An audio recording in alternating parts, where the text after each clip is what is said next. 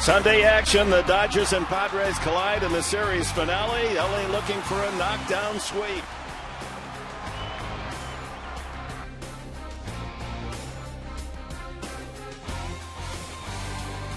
San Diego State alum Aaron Harang gets his second Padres start. Harang, a winner against the Giants on Tuesday.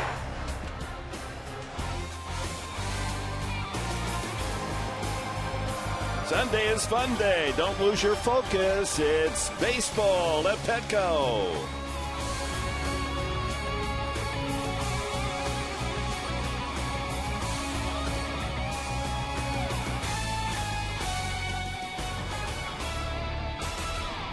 And welcome to Petco Park. And look at that sky. Blue skies, warmer weather's temperature in the 60s as the series finale on this Sunday. The Dodgers looking for a sweep against the San Diego Padres. And we're taking this seriously, Mark Grant. We've called out the military. It's our first military Sunday, and we've got the men in uniform, women as well, ready to support the Padres today. They need a win. They need to start hitting. Absolutely. And being the first military opening day of the 2011 year, we salute all the men and women who serve our country. We thank you very much. All right, let's go to some changes that have been made overnight, both teams. Look at the transactions. Wade LeBlanc recalled from Tucson. He started down there. He can be another lefty in the bullpen. Spot start, long relief. Eric Patterson, second base outfield, gives you some speed. Hey, Deduno needs to get more innings. Cedric Hunter sent down to Tucson. He just needs more at-bats, and he'll probably be in the lineup every day for AAA Tucson. And Patterson will be in the starting lineup today in center field. One other change, Jason Bartlett, the first victim from that cold, rainy weather of 2 nights ago, sore back. He will be day to day. Now let's look at the bad news. The hitting for the San Diego Padres. It's anemic right now. The good thing is, hey, it's early in the season, and the fewest runs scores, that trophy at this point of the season goes to the St. Louis Cardinals. The Padres 25, but when you get guys in scoring position, that's when you need to really come through. The Padres hitting only 163. That's just terrible right now. And from a pitcher standpoint, you feel like you got to go out and throw a shutout. Where's Randy Reddy right now? Working diligently in the batting cage with all the guys in the lineup, trying to hone their skills and get some good swings in that cage and take it out on the field today. Yeah, the 2 losses to the Dodgers, 0 for 8 with runners in scoring position. Let's look at the pitching matchup today for the Los Angeles Dodgers. They've just recalled John Eli from Albuquerque. He started last year very well, 3-2, and then went 2-8 thereafter. He goes against the local favorite, Aaron Harang. Can he make it 2-0 for San Diego? And our pitching matchup brought to you by Discount Tire, where America saves on tires.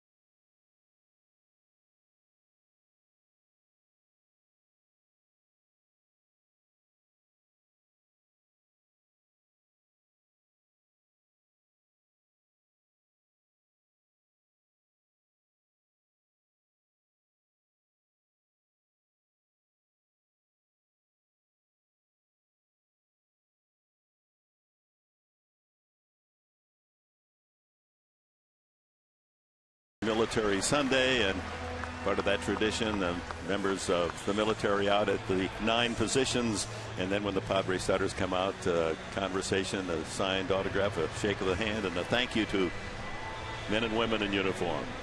Well done. Great ceremonies today, and we'll give you snippets of that as we go along. Aaron Harang on the mound, his second start as a Padre, has a San Diego win in the bank. The big guy, 6'7" and 261. And there are his numbers from last year with the Cincinnati Reds, and has been well documented. Twice a 16-game winner a few years back with the Reds. And our pitcher profile is brought to you by your San Diego County Cadillac dealer. Stop in today for an attractive lease and purchase offer. I think Aaron had a great outing, his first outing here at Petco Park, and that does wonders for a pitcher. Now he's in the home uniform for the Padres. It's a mindset where he can go out there, he gets familiar with the mound.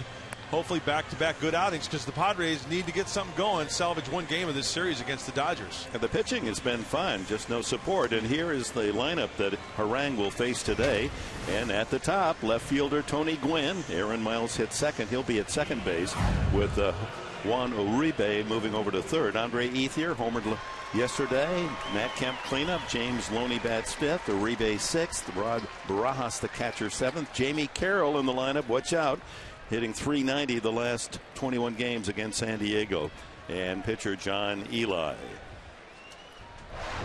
Don Mattingly, skipper in his first year, first week and a half of the Dodgers. Couple of wins yesterday, so slept well last night.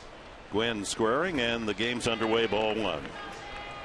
Tony 6 for 17, 4 hits last night in the 2 games, 2 for 2 off the bench in the first. Couple of stolen bases as well. 2-0. Brian Onora behind the plate, calling balls and strikes. Tony Gwynn was using the whole field as we take a look at the umpire lineup. Ball 3, close, but no call.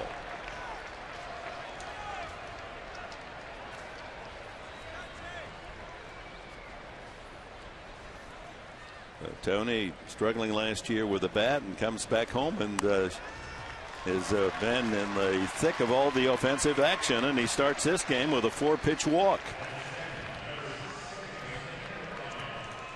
That'll bring up Aaron Miles. Miles at second base today.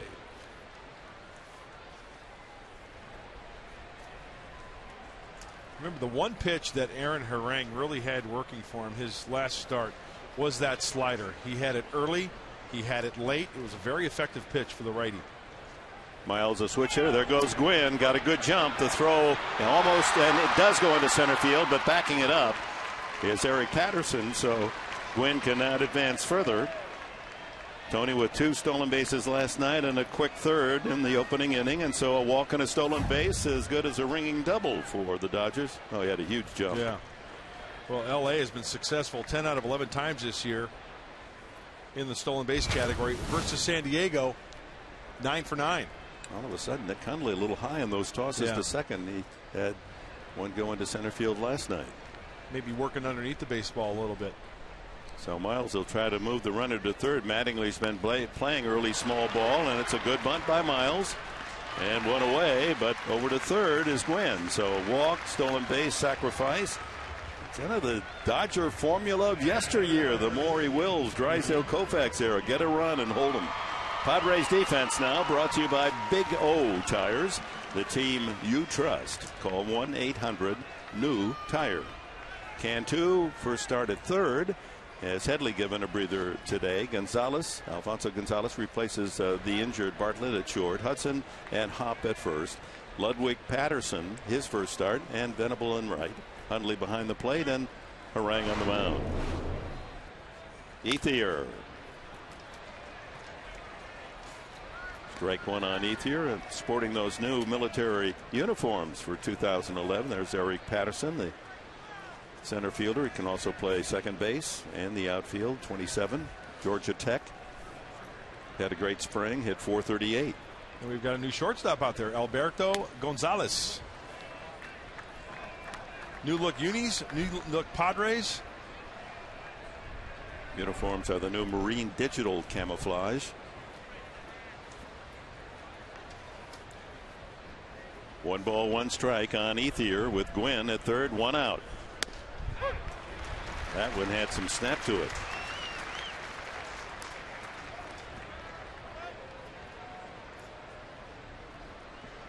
Ethier off to a good start. 367. A home run last night. It's his birthday. He's hit safely in 6 in a row. 29 years of age, Ethier today.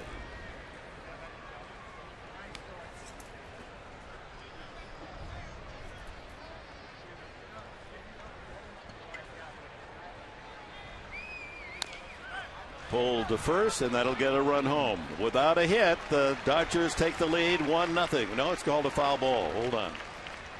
Off his foot? Off the right foot. Yeah. You can see Aaron Harang consistently pounding Andre Ethier inside. Look at this pitch. Inside, get those hands through, and off that right foot. But that, had it been fair, would have been the exact formula. Yep. Walk, stolen base, sacrifice, ground out, 1-0. And the ideal thing here is that strikeout. See if Aaron Harang can maybe a slider down and in. Fastball. 89 on the radar.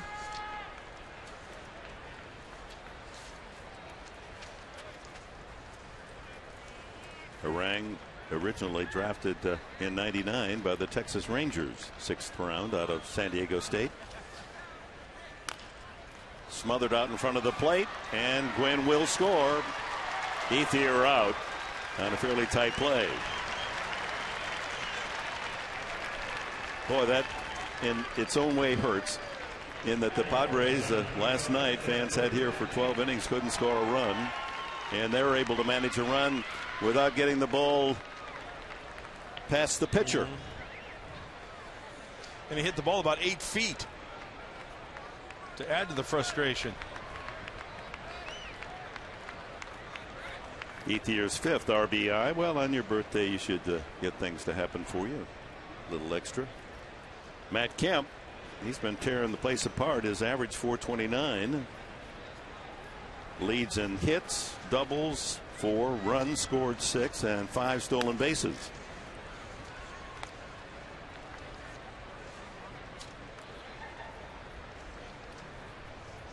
Nice turnout in the sunshine of San Diego.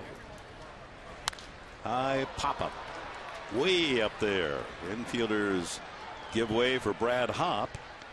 And the inning is over. Indeed, the Dodgers form in up. None could get the ball past the pitcher, but they lead 1-0.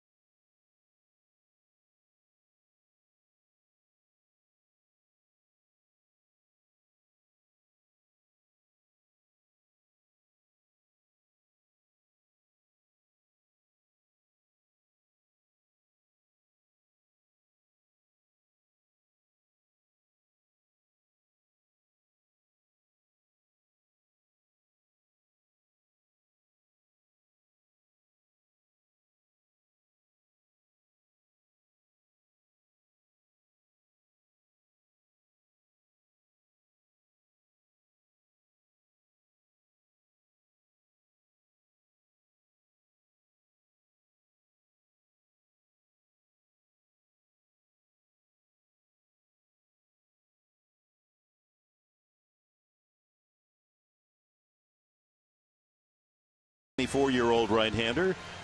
Did not break with the camp, was on the Albuquerque AAA roster, stayed in Arizona to continue, had a slow spring, and called up for this start today. 6'2", 200 pounds, 24 years of age. Those are his numbers last year. He really celebrated 2 different seasons. He was 3-2 with a 2.54 ERA at the start, and then he went 1-8 the rest of the way. Venable leads it off for the Padres. 3 for 21.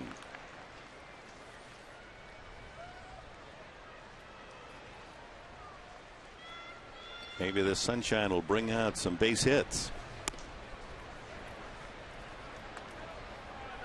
Padres need to string some hits together, but not only string some hits, but how about some extra base power as well? Maybe a double here, a triple there. 2-1. In the last 5 games, they've had 43 men in scoring position, and they've been able to plate only 7. And they've had Venable fouls it away. In the last 2 games, the 2 losses to the Dodgers, they've had 8 men at third with less than 2 outs and haven't scored. It's just been a miserable time. I mentioned in the pregame show the 163 average with runners in scoring position. That's the last 5 games. Full count now. Eli against Venable. Now, Eli's not a hard thrower. High 80s, tops out at 90. A cutter, a changeup. A changeup is really his out pitch, and a curveball. Little soft fly ball to the shortstop Carroll. 1 away. Padres lineup is presented by Ashford University's Homers for Heroes. If any Padre in today's lineup hits a home run, Ashford will donate $2,500 to Operation Homefront. Venable, Hudson, and Cantu, the first 3. Brad Hopp cleanup. Ryan Ludwig rested in the second game last night in left field. Nick Conley moves up from 8th to 6th. Eric Patterson's debut as a Padre 7th, and Alberto Gonzalez in the 8th spot. Hudson at 250. His career, he is shined against the Dodger pitching. 333 average. 2-0.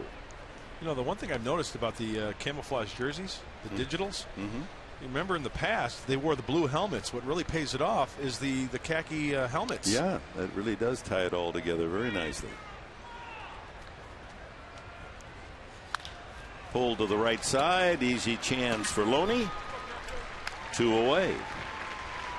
And one thing that Eli did in spring training, Ned Colletti said, the general manager of the Dodgers before the game, he used to go from the center of the rubber. He's moved over to the right side of the rubber, and just to give you that little different angle against righties and down and into lefties. Pitching coach Rick Honeycutt watching Eli. And, you know, he was just, it was one of those cases, Dick, where the guy was just, you know, banging his head up against the wall with, you know, numbers and just struggling. So they suggested him move over to the right side near third base, and hopefully that's a good change for him. Get you a little different angle for not only your fastball, for breaking balls coming farther, especially to the right-handed hitter, you know, more into his body, get a sharper break. Cantu, the hitter. 1-1 on Jorge. 3 for 14 thus far, but 2 of the 3 hits pinch hits.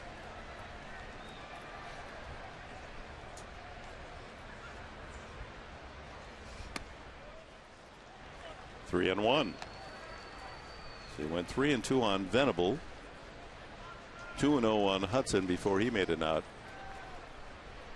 No, it's 2-1. Sorry. I can just tell by the way Eli throws. He's a dart thrower. He's trying to hit his spots. He cannot afford to leave a fastball over the heart of the plate. 3-1 pitch. Fly to right field. Ethier with an easy chance. And for the 16th consecutive innings, the Padres failed to score.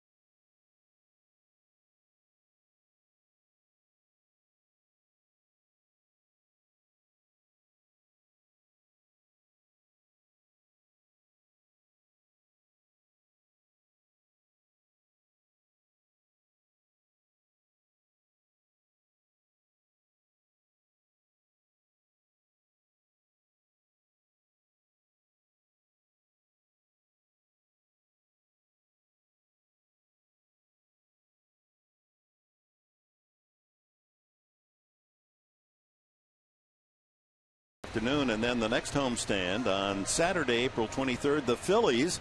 First 25,000 of you fans will get ready not only to beat the heat, but enjoy a Padres 6-pack tube cooler. Don't wait. Get your tickets. Call 619-795-5555 or go online at Padres.com. Folks out there park in the park and enjoy those coolers. High fly ball. First pitch hunting Loney. And Patterson gets his first chance in center field.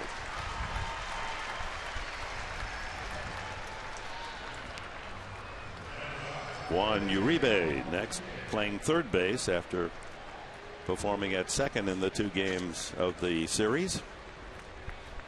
Off to a slow start. Uribe just 3 for 25.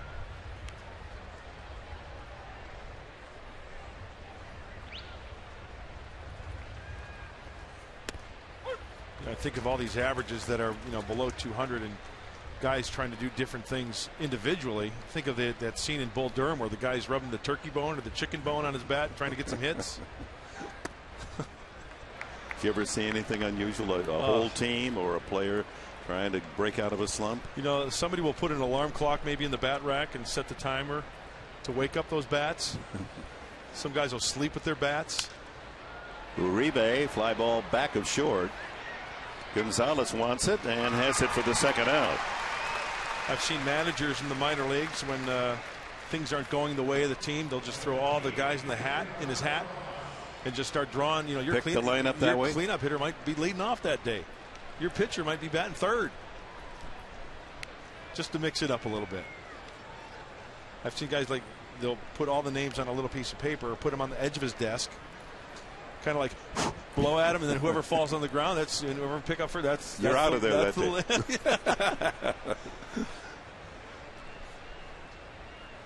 Harang now to Rod Barajas. Fastball strike. Common also, and Buddy Black has used that, is that when you're not hitting well, instead of getting everyone out for batting practice the next day, you don't take batting practice. They really utilize those cages down there. Randy Reddy is a cage rat. And what I mean by that is he spends hours upon hours in that batting cage. Quite a compliment. Yeah. The cage rat. Come on. To try to get those guys and hitting off the tee, hitting off live pitching, and going over technique. Yeah, that's the laboratory underneath, isn't it? Yeah. And Tony Gwynn used that cage as much as anyone. The greatest hitter in the history of the Padres, one of the best of all time. He was a constant visitor down under in the cages. That's a strike. Count 2-2 to Barajas. 250 start on the season. 1-0 Dodgers. We're in the top of the second.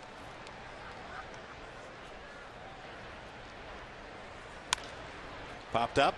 Back of first into foul territory. Brad Hopp. And an easy 1-2-3 inning for Aaron Harang. Bottom of the second. Hopp, Ludwig, Hudley. The middle 3 for the Padres.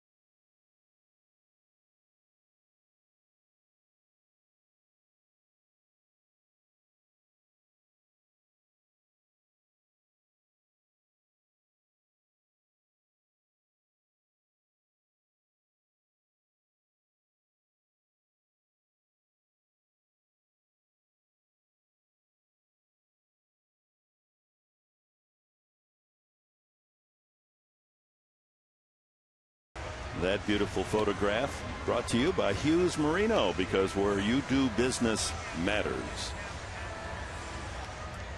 Beautiful. We are so lucky. Somebody's got to live here. Whenever. You know, I have to admit, I've stolen that line from you. I remember you laid that on me last year. I said, what a great line. So whenever I travel the country and people say, oh, you live in San Diego, oh, you know, somebody's got to live there. That's right. I use it all the time. Oh, wow, San Diego, La Jolla, Alpine, you live out there? Well, you know, somebody has to. Have a good time, kids. Make sure mom and dad buy you some Cracker Jacks. You know, you get that big prize in there. Oh, yeah. I used to wait for that. Brad Hopp. After 0 start of the season, he's had 3 hits in the last 6 at bats, indicating he may be breaking out of the slump, and has been one of the best in the league career-wise hitting against Dodger Blue. 1-1 from John Eli. You can hear the wind whipping up on those field mics. Wind is blowing kind of out to right center field. 2 balls and a strike to Hopp. Eli, one of the reasons they liked him, especially in his performance last year in the majors, is that he's effective against left-handed batters. You know why I think that is, Dick, is because of the changeup. The changeup, not as hard as the fastball, we all know that, but also that dipping down and away, so it's difficult for left-handers to stay on it. He'll get a lot of strikeouts that way, although he's not a strikeout pitcher, and a lot of weak grounders. That ball is hit well, deep to right, Ethier back, and it's off the wall. Going to be a play at second base. Hopp able to get in there as Ethier's throw dies shy of shortstop Carroll. That's what we've been waiting to hear and see, that solid contact, and a ringing double for Brad Hopp. That was a good sound. Eli tries to, this is what I said earlier, he cannot afford to throw that fastball down the heart of the plate. This ball is hit well, and good for Brad Hopp. In the scoring position, that's the way to lead off the second inning. First double of the year for Brad. Brian Lewick, he's in the throes of a tough slump, 0 for the last 15. Slow curve, doesn't quite make it there. Nick Hundley now in the 6th spot in the batting order, would be next. I'd like to see the Padre hitters this afternoon, if they get a mistake like that one, capitalize on it. Can't afford to foul it back or swing through it. That ball hit well to left field, very high. How deep is it? In the corner is Gwynn, and makes the catch just shy. I thought as that ball carried more and more toward the corner, they had a chance for a home run, just missed. Defensive lineup for the Dodgers brought to you by North County GMC, Southern California tradition for over 20 years. Uribe Carroll on the left side, Miles at second, Loney at first, Gwynn in left field, Kemp and Ethier complete the outfield for the Dodgers. Handling the pitches of young Eli is the veteran Rod Barajas. Nick Hundley, number 2 in the National League in hitting at .435. He's hit safely in all 7 games. Actually 6. He didn't play in the game last night. So in the 6th that he has appeared, a base hit. And he has something of everything. Single, double, triple, home run.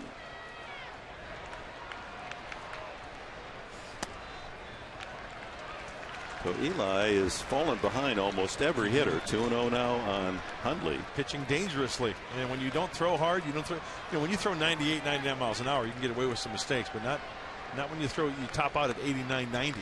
That last one was 87.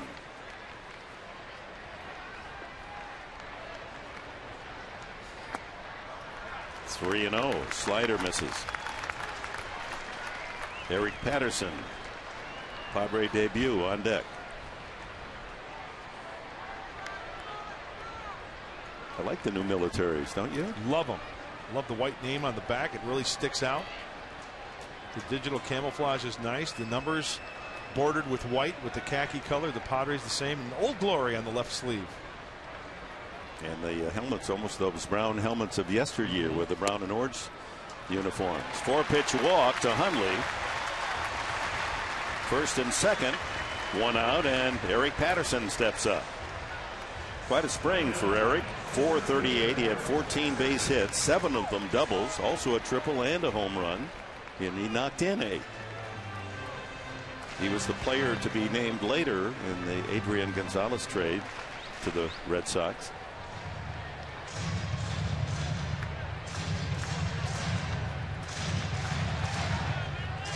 Be a nice spot to break in with a base hit RBI.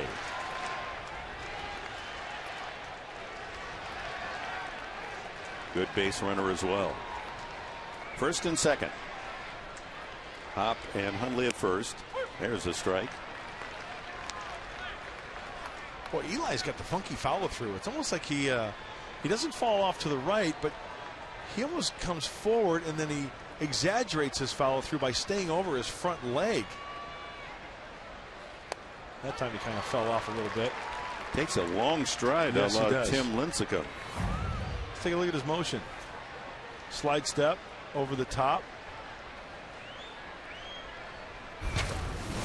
Hint of Mark Fidrich thrown in. Ah, nice.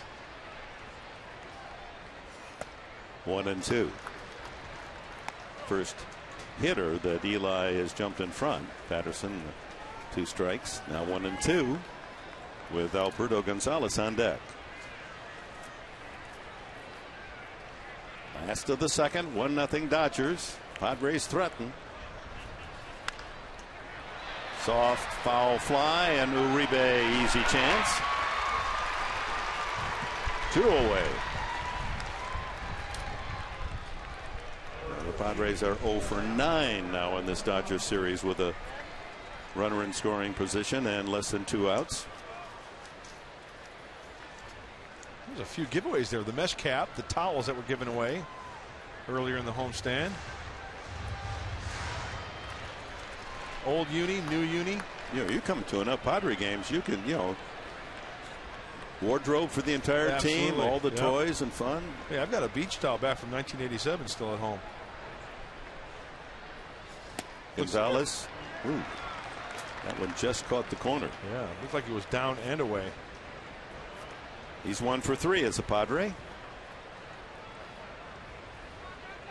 Replacing Jason Bartlett. Again, Bartlett a sore back out of that cold, rainy 2 nights ago. Day that challenged everybody.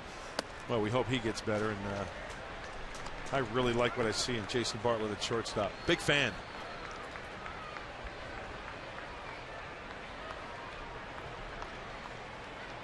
Hop with a leadoff double, still at second.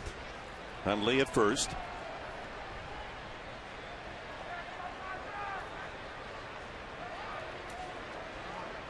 And fans still trying to digest the game-ending play last night. The collision between Casey Blake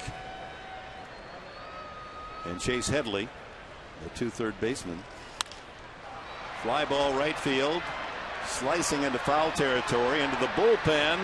Tough play, but Ethier makes it. So the Padres strand a runner in scoring position again. Bad trend continues.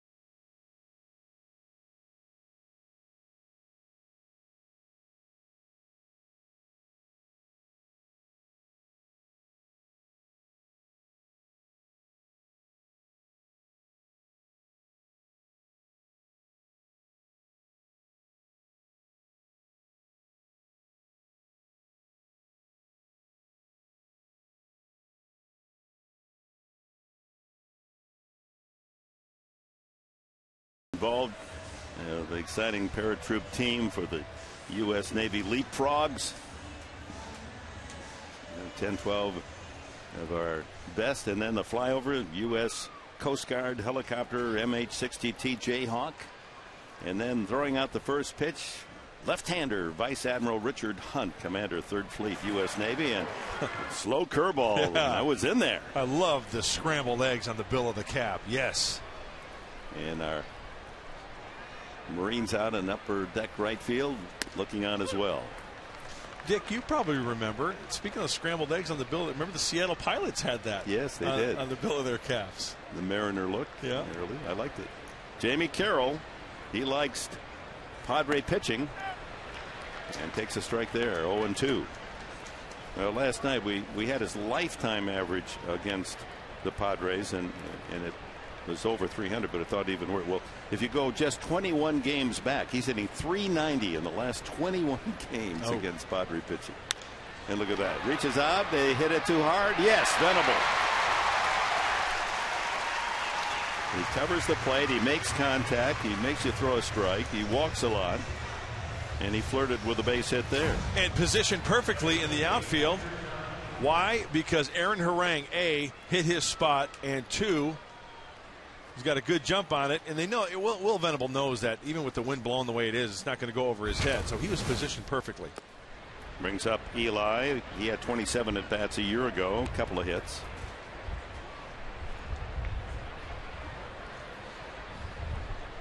So you get John Eli together with Tim Wallach, and you got Eli Wallach, the good, the bad, and the ugly. Lee Van Cleef, Clint Eastwood, Eli Wallach. And Tim Wallach is coaching over there at third, yep. 90 feet away, a little farther. Pours in a fastball strike, 1-2.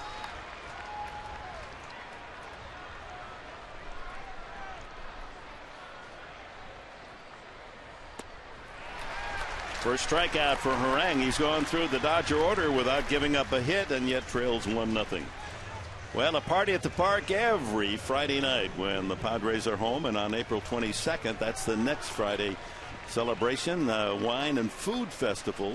Get to the park early, enjoy wine and food tastings. There'll be live entertainment, much more before the game with the Phillies. First pour, 5 o'clock. First pitch, 7:05 against the hard-hitting Philadelphia Phillies. Get your tickets today, Padres.com/wine. Cocktails.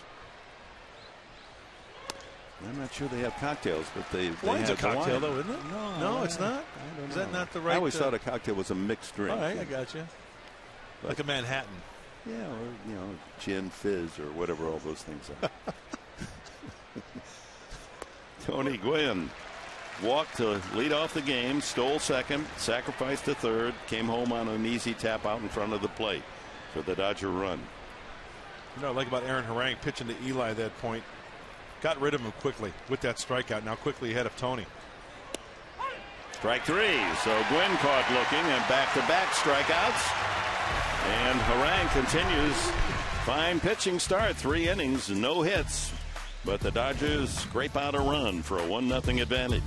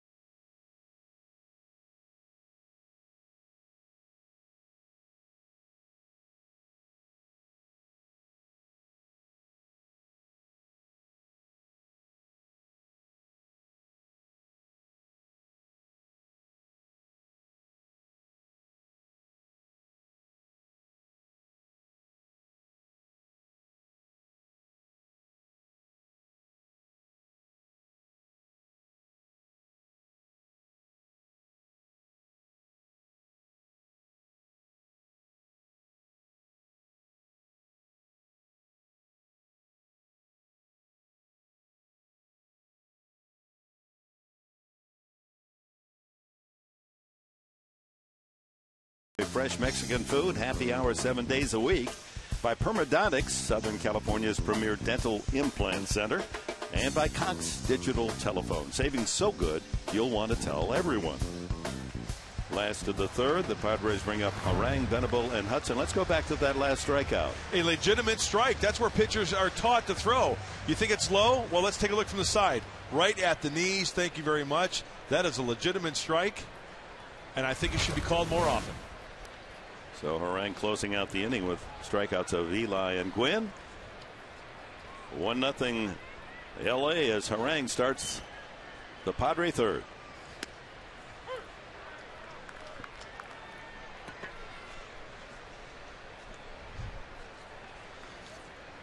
One at bat this year. He has one home run in his career. That one will trickle foul. See, I like what Barajas was doing. Just in case that ball happens to go fair. Chances are it's not going to, but you know, Harang was not running out of the box. So until the ball comes to a complete stop, let it roll. You never know. It might hit something and go fair. There's Aaron pulling up. He might even pull a Lenny Randall in the Kingdom and start blowing it fair. Remember that? Yes. 1-2 to Harang. I'd like to see the big horse get into one. Big old boy right there swinging that shillelagh.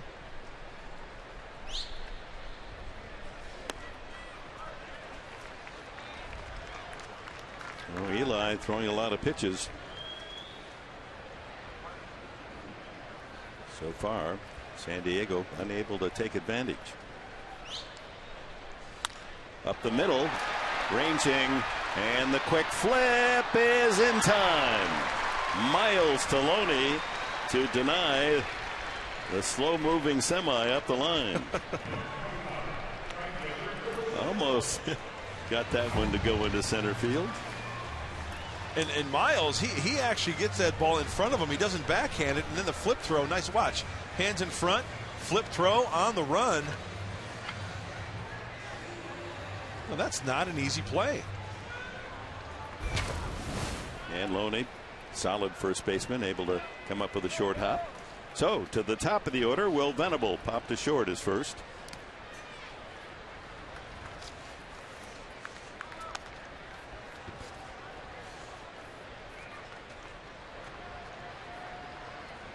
I just noticed something about Aaron Miles at second base. Look at the number he's wearing. What's wrong with this picture? Garvey's number? Yeah. It's retired here, but not there. That's interesting, isn't it?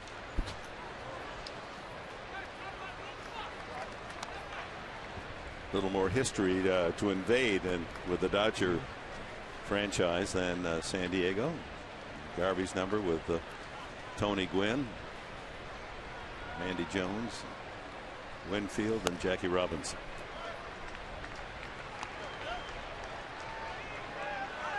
Venable works the count to 3-1. Get a fastball here and come out of your shoes. Instead, he'll take the walk. It's the second from Eli. And that'll put a fast runner, good base stealer at first base with one away, and bring up Orlando Hudson. You know, credit Will Venable for laying off that fastball. Remember last night's game? He was swinging a lot of high stuff. He'll take the walk there, try to create some havoc with a walk, and leave it to Orlando Hudson. Hudson grounded to the first baseman unassisted his first time. In the series, the Padres have tried to steal 6 times and have been successful 6 times. That one's headed for the upper deck.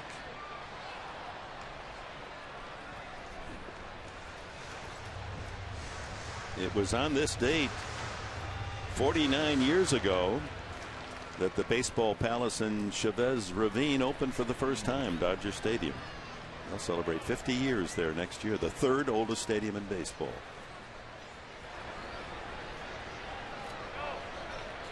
Venable with his lead. He bluffs, and Barajas had called for the pitch out. 1-1.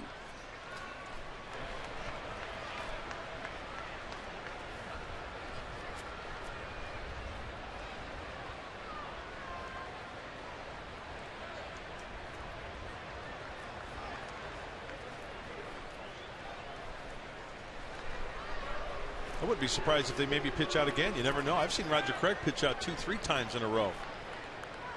Crazy like a fox, Roger Craig. Big fan. Hum baby. Hubba hubba.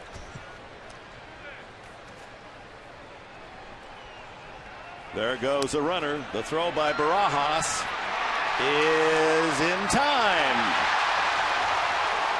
Terrific play made by Carroll covering the shortstop.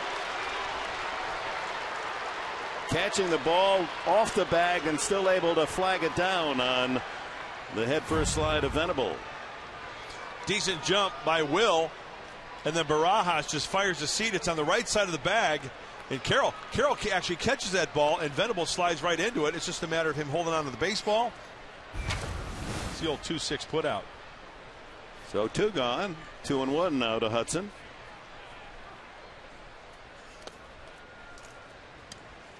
And he falls behind again, Eli. 3-1.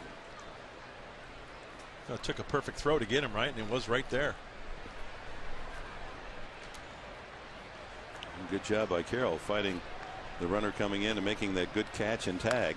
Line drive, base hit. Oh, now that thrown out ceiling is costly. Hudson's going to try for 2. Here comes Ethier's throw. Not in time. A double for the O-Dog.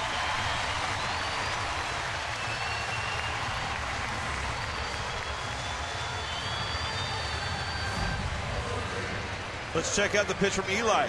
Elevated and down the center of the plate. Hudson taking advantage of that. And of course, the Will Venable being erased at second base on the attempted steal hurts matters. But another runner in scoring position. Padres need a 2-out knock here. Second double for Hudson. Cantu flied to right his first time. Breaking ball in the dirt.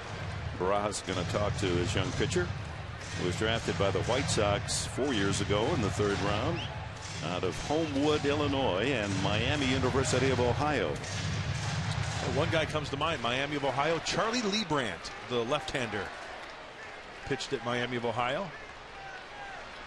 One of the many terrific institutions of higher learning in the Midwest and Ohio. It's part of the Mid-American Conference. And you have to battle with those mighty Chippewas of Central Michigan every year, you know. Watch out for those chips. The battling chips. Outside 2-0 to Cantu. Besides you, who's the most famous Chippewa come out of Central Michigan? Dan Marley would be Dan Marley, one. Thunder Dan. Chris Knapp, a right-handed pitcher. You remember him? Yes, I do. Dave McAmer. Don't remember Dave. Ball hits the center field base hit. Around third comes Hudson, and the Padres have scored.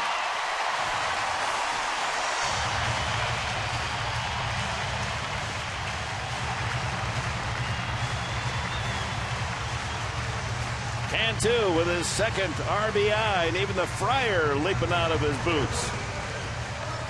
And that ends a string of 17 2/3 scoreless innings against Dodger pitching. Seems like the hits this afternoon off of Eli have come off the fastball and the elevated fastball. Hudson with the double, Cantu with the fastball up the middle, and the Padres are on the board. Brad Hopp doubled over Ethier's head in right field his first time.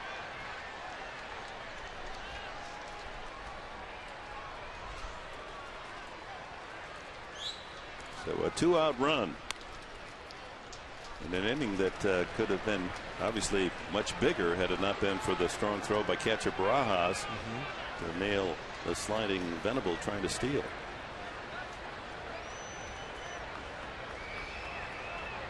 Outfield deep and a shade toward left for Hopp.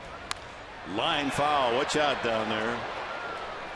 You see Ethier in right field. He's playing a little deeper, isn't he, than last time? Yes, he is. That ball was over his head when Brett hit that double to lead off the second inning.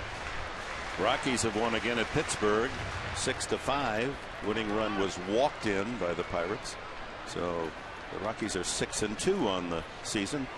They'll stay atop the National League West, and that's significant. It'll be the 5th day they've been in first place, 5 consecutive days. They haven't done that in 5 years. That surprised me. Yeah.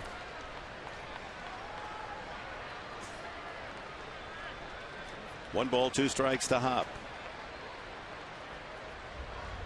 2 out, Cantu ready to run. And Eli has his first strikeout. But the Padres tie it up on a couple of hits. Double Hudson and an RBI single from Jorge Cantu.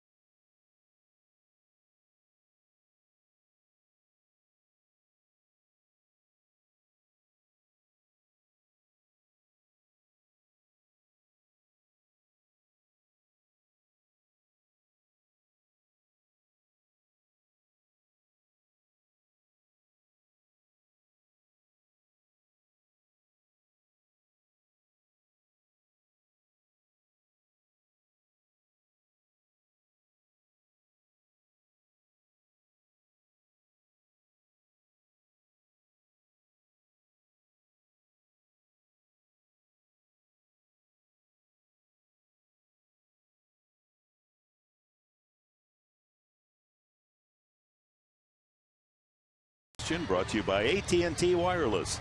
Who holds the Dodgers record for most consecutive stolen bases? They've had some outstanding base stealers throughout the franchise history. How about consecutive stolen bases?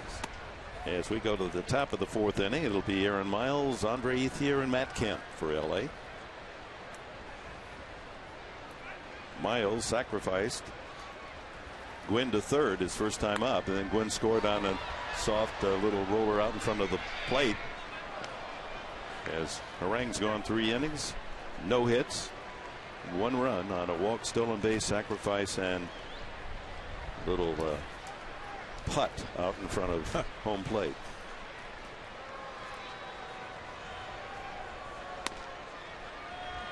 Two and 1.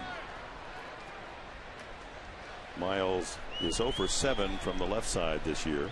A couple of hits and 5 at bats hitting right-handed.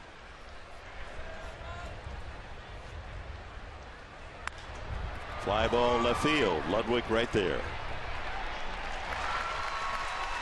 Isn't that great when an outfielder gets a fly ball? He doesn't even have to move 1 or 2 steps. That's because the pitcher is hitting his spot, and they look at the spray charts, and he is positioned correctly. Credit the coaches. They're in that coach's office looking that stuff over at 1 o'clock in the afternoon before a 7:05 game.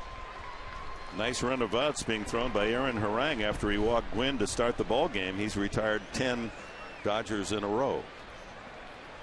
Ethier credited with the RBI on the little roller, and now he has the first hit. Solid single to center. Patterson will play it in. 1 out, base hit by the birthday man.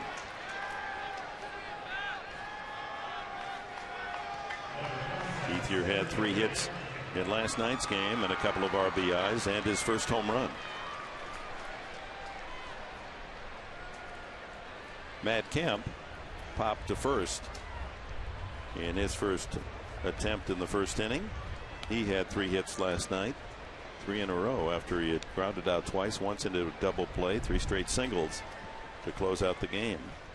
And in the rain suspended game of Friday night, he had 3 hits as well, so 6 hits in the series. Well, first pitch changeup from Aaron.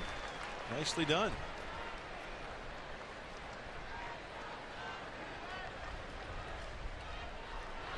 Gonzalez and Hudson up the middle looking for a ground ball chance. 1 out, runner at first.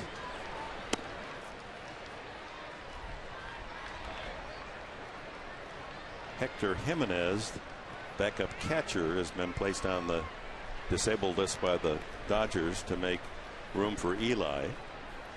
And Rafael Furcal still suffering a sore wrist. That's why he's not in the lineup.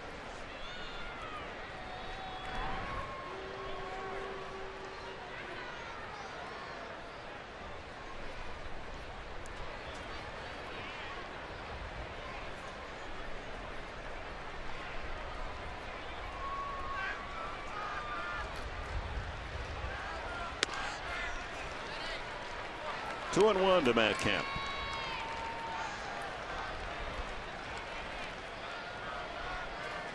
Harang had a terrific year in 06, and yet there was disappointment at the end. He won 16 to lead the National League, and he struck out 216 to lead the league and didn't win the Cy Young. First time that's ever happened in history. Fly ball Kemp. That'll chase the right fielder Venable back. 2 away. And the ball certainly tearing better today than the last 2 nights. Yeah, that ball didn't even sound like it was on the sweet spot, maybe off the end of the bat. It certainly wasn't a great swing from Kemp, but that ball traveled well to right field. James Loney flied to center his first time.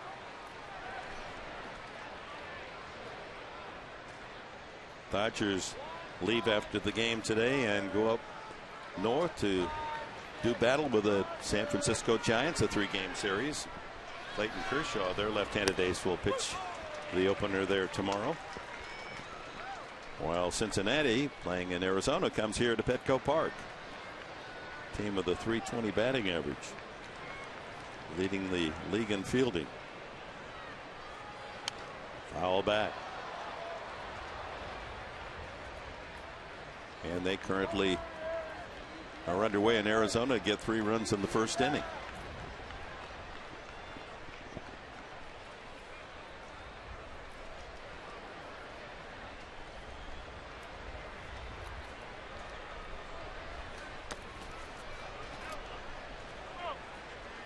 Ball and 2 strikes to Loney. It's hard to believe that James Loney, only 26 years old, it seems like he has been in the league forever. We've got Ethier, who's 29 today, as you mentioned, Dick. Kemp, who's 26. Loney, who's 26. Pretty good 1, 2, 3 there in 3, 4, and 5, the batting order. That's hit pretty well to left field. Ludwig into foul territory and makes the catch. So the Dodgers get their first hit, a sharp single by Ethier, but that's all in the 4th. Home half of the 4th coming up in a 1-1 tie.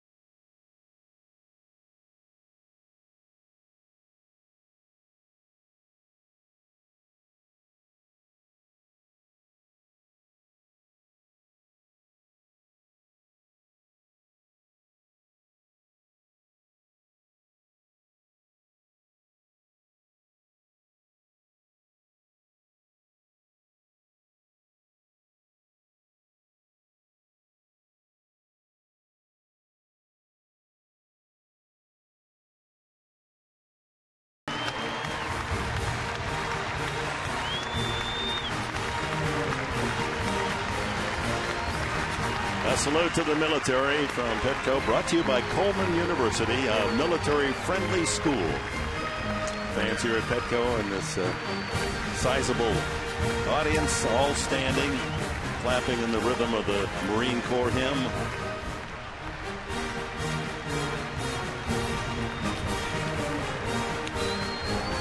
Yes, sir.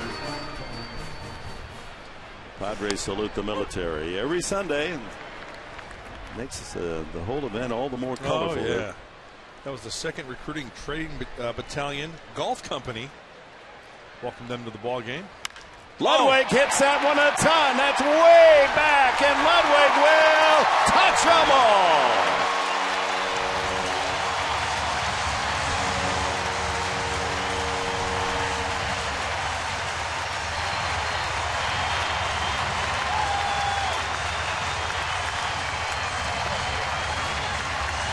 Top-tier home run for Ryan Ludwig, his first of the season, and the Padres claim the lead, 2-1. You think it was a fastball? It looked like a little cut fastball that had no cut on it. Cut through that wind and went to the upper tier for Ryan Ludwig. Nick Hundley takes a strike. He walked his first time up. Well, he needed that. Padres needed that. Anxious to see what distance they measure that blast. Boy, that was Ruthian, high and long. I'm saying that's got to be 4+. I'm going to say 408 to be exact. I'm going to go about 420. Yeah. Want to split the difference? No, we'll keep it Just say, please. Dollar bet. Dollar bet. No, I keep telling you, it's illegal to do that. 2-2 now to Hundley. Oof. There was a mistake. Ryan Ludwig connected on a mistake. Nick's got a nice little 6-game hitting streak going.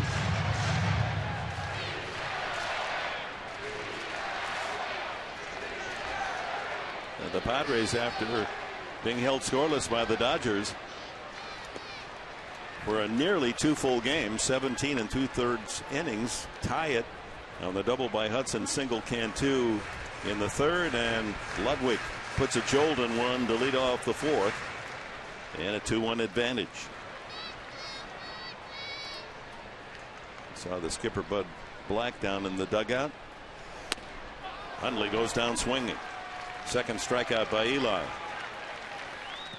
He was not a happy man last night, but Black, when he entertained the media, terse might be a kind word. And he felt the sting of the long, arduous, uncomfortable, rain-delayed game on Friday night. Coming back, so many chances to win that first game and did not. 4-2 to the Dodgers in 11 innings, and then to be shut out 4-0 in the second game. There wasn't a lot to praise. Eric Patterson fouled to third, his first official at bat as a Padre.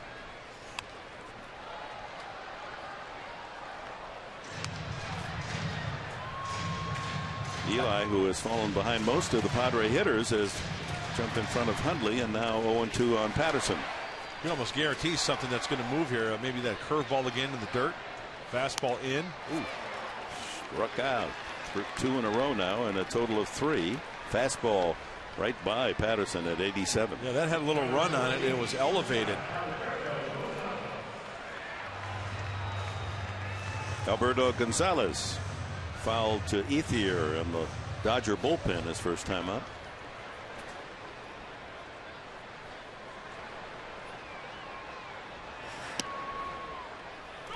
Until Ludwig's home run, this entire Padre lineup today had posted a grand total of 1 home run on the season. That was Hundley.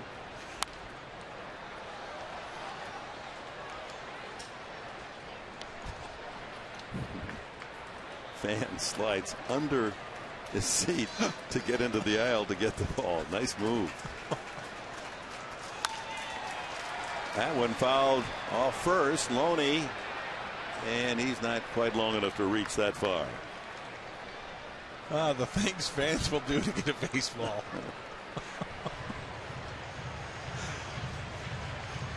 In the old days, you know, the announcers would say, "There's a guy ripping up a $300 suit to try to get a baseball." When men wore suits to the ballpark, you look at the old footage in the 50s, and they're wearing the fedoras. You win. 438 feet for Ludwig. 438. Yep. You said 420. So you owe me $1. Can't do that. It's illegal. You're learning. 2 and 2. Ooh, that was close. So you got to give credit to Eli after giving up that long home run of 438 feet. Strikes out Hundley, strikes out Patterson. Now 3 and 2 to Gonzalez. Hit to right center field. Ethier cruising back. And that's it for the Padres in the fourth. But thanks to Ryan Ludwig's first home run of the season, the Padres lead it after 4, 2-1, 438 feet.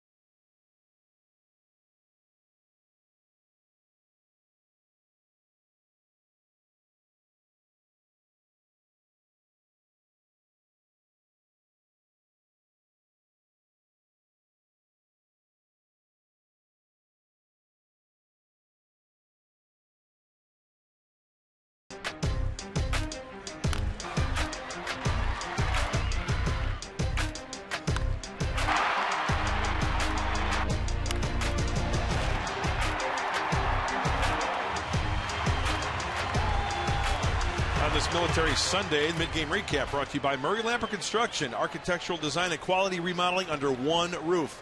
Visit murraylamper.com or call 619-285-9222 to see what they can do for you. Dick? All right, Mark Grant, as we go to the top of the fifth inning, and Uribe, Barajas, and Carroll to face Aaron Harang, who now works with the lead 2-1. Uribe popped to short his first time. Chopper to third, tough play. Cantu. Can do. One away, and it's time now for the AT&T Wireless Trivia answer. Who holds the Dodger record most consecutive stolen bases? He's there in the first base coaching box. Davey Lopes, 38 in a row, a streak that ended in 1975. At the time, it was a major league record, 38 straight. The record was broken by Vince Coleman of the Cardinals in 1989, 50 in a row. The theft, number 12, Davey Lopes. Terrific baseball man. Oh, yeah, one of the best. First pitch to Rod Barajas. Misses. Barajas fouled to first.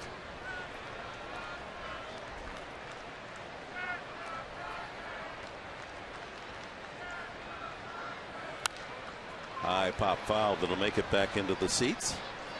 Second tier.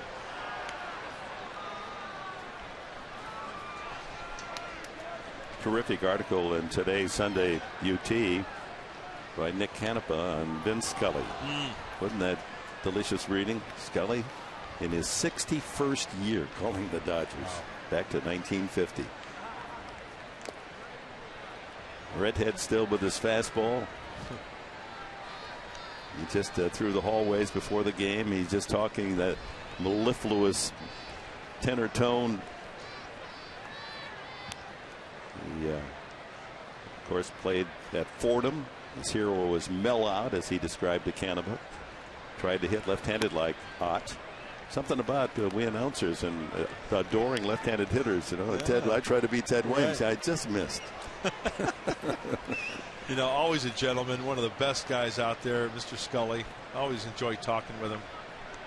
I love talking about the old, the Brooklyn days.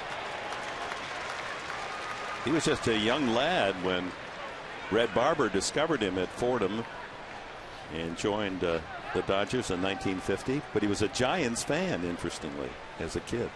He could walk to the old Polo Grounds. High fly ball off the bat of Barajas into shallow center. That could be a tough play. Patterson able to sprint in and call off Hudson. With two gone, Jamie Carroll to the plate. He flied to right field. A good running catch by Venable to deny him a base hit. Communication. We hear it all the time. Look at that. He's yelling at the top of his lungs. I love that. That's his play. He's coming in. We all know that it's easier for an outfielder coming in than an infielder going out. It's easy for me to say, but I got it out right. So did he. Yell. Don't be afraid. That's the one thing about little leaguers. When you're trying to teach that, you get kids in a room, they'll be as loud as heck, right? You can't keep them quiet. You get them out on the baseball field and they won't yell. That is an interesting observation. Yeah, how does that figure? Yeah, you can't hear yourself think at home. Right. And then they get out on the ball field and they're tight-lipped. Call for that fly ball. I want to hear you. Ball and 2 strikes now to Carroll. So far, we're watching something special from the big man on the mound, Aaron Harang. 1 base hit through 4 2/3.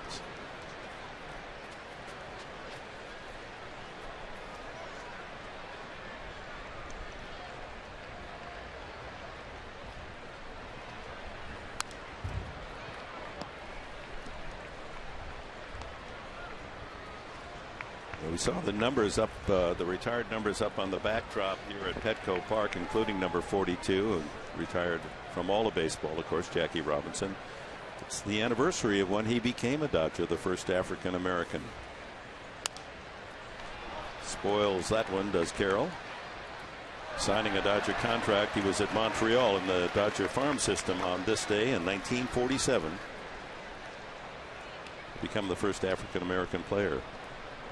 And many feel that the success of the Dodgers, especially in LA, translate back to the fact that Robinson was the first African American, because then other black young players wanted to play with the Dodgers because Robinson was first, and Don Newcomb and Roy Campanella. It's been part of an earned advantage that they've enjoyed. Fly ball to right. Venable again has to chase it in and catches it in fair territory. They get Carroll twice today, and Harang mowing them down. 1-2-3. Halfway mark on this one. 2-1 Padres.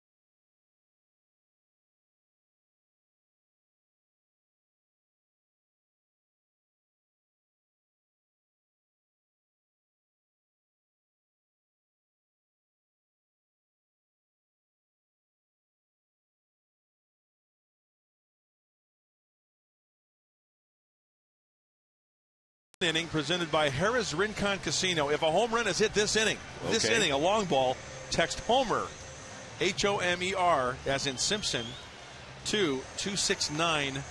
What was that number again? 269-411. Text Homer. So, and then what do you win? That's the. So that's a big surprise. That's a big surprise, I guess. Yeah. So if that had happened last inning, then people would be texting all over San Diego County, probably winning, tweeting or texting or Facebooking or something. Blackmailing or blackbird, whatever that is. But anyway, it's a lot of fun. Speaking of that, there are a lot of little side games going on here at Petco, including the Frazee paint can out there. We haven't talked much about that. If somebody hits a home run in there, it's like $500,000 donation to charity. Have we showed that Frazee paint can out there? We got to do that. Harang leads off the bottom of the 5th inning. He grounded to second. Almost a base hit, but a fine play made by Aaron Miles, ranging out on the grass behind second to underhand him out. There's the Frazee paint can. I think it's about 8.5 feet in diameter. And it doesn't count if it bounces off a wall or a fan, but if you hit it in the paint can, $500,000. To the player, is it? Correct me if I'm wrong. The player's choice of charity. I think it goes to the Padres Charity Foundation, or it can go to the player's personal charity. Got it.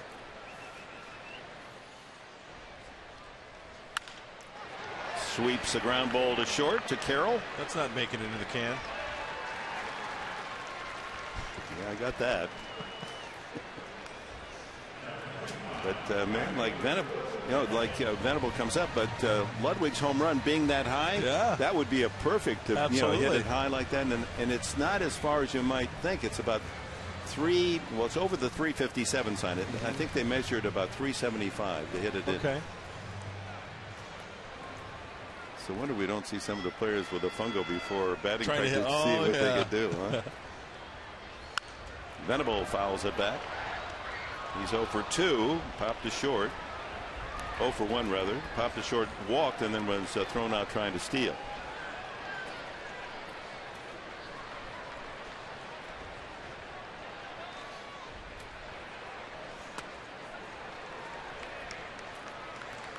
Eli in front, 2 strikes.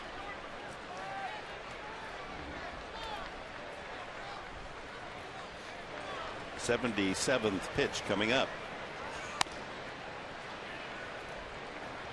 Of course, with both teams having to go through their pitching staff and bullpen in that long rain delay game, and last night they want Eli to go some distance. Misses inside, 2-2. Will is really showing some patience on those Eli fastballs, up and in.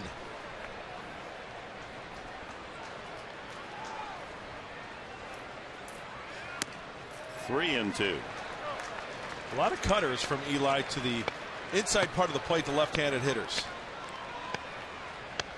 It's the 8th 3-ball count for Eli this afternoon. Slice to left, but an easy chance for Tony Gwynn. Well, time now for our leaderboard, brought to you by Los Primos, home of the Monster Burrito.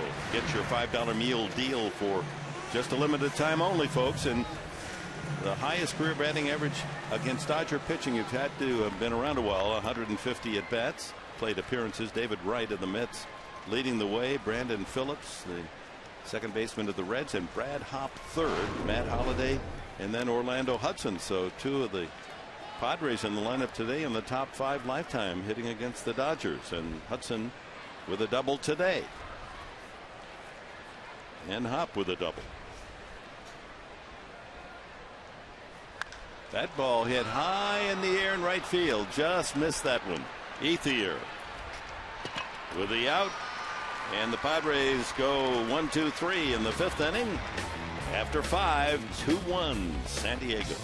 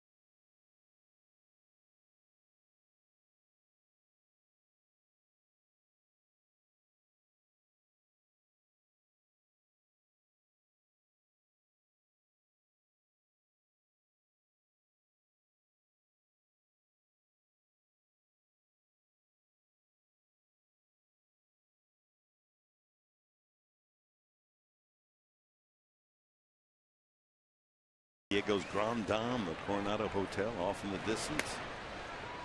And John Eli facing Aaron Harang to open the sixth. He struck out his only time.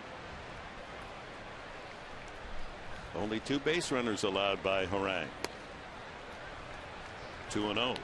The walk to start the ball game, 4 pitches to Gwynn, and then he came around to score on a stolen base sacrifice and a soft ground out and a single by Ethier. Oh, so 3-0 to the pitcher. Come on now, got to battle back here. Double no is to walk the leadoff man and then to walk the pitcher as well. And he misses the outside corner. Our Skycam shot brought to you by Mossy Ford, Mossy Toyota. Visit us in Pacific Beach or online at mossy.com. Another terrible day in San Diego, huh? Oh, it's so nice to see the skies clear and the warmth of sun.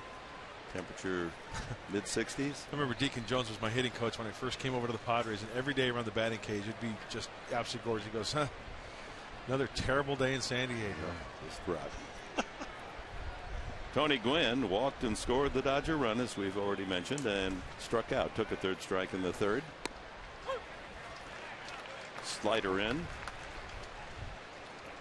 Cantu edges in on the grass, looking for a possible bunt here. The way Mattingly's been playing it, the bunt might be in order.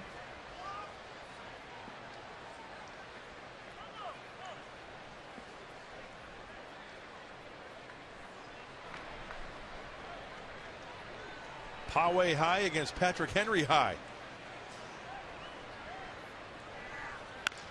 And he shoots it right through that open left side with Cantu drawn in. That opened up a little bigger hole, and that's a Gwynn 5.5 base hit. Papa got to be proud of that one. So the Poway Titan wins that battle against the Patrick Henry Patriot, Aaron Harang. You're right, Dick. That's got Tony Gwynn Sr. written all over it. 5.5 hole for Tony Gwynn Jr. Yeah, what's about the Dodger uniform? What it's done to Tony Gwynn, Anthony. 5 hits now in the series for Tony. Aaron Miles, now the bunt certainly in order. The pitcher Eli with the leadoff walk at second, representing the tying run. Gwynn now at first. Butted foul.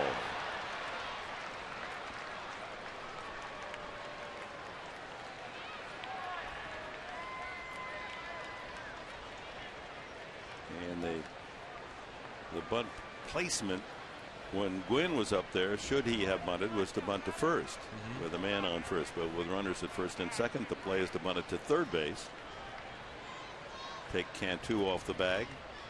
Looked like Gonzalez was hanging around the second base bag. Sometimes they'll put on that wheel play where the shortstop runs over to third base for a possible force. Especially with a pitcher at second base. That's strike 2, and there it is. The throw through, and now back over to third. Nice. They've got Eli. Perfect. Oh my, way to call it, Mark Grant. Well, you know what? You made a good point. When you've got the pitcher out there who's not used to running the bases, hey, why not do a little sneak attack on him and throw behind the runner? A timing play. Caught. Gonzalez sneaks behind, and you know what? Credit Gonzalez for keeping that ball in front of him. That was a short hop throw by Nick Hundley.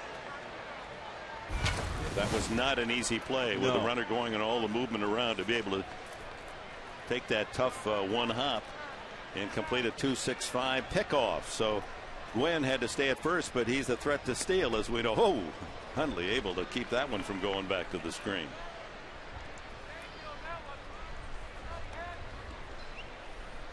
Yeah, he's upset. Too far of a secondary lead there. So John Eli's got to regroup on that bench and worry about next half inning.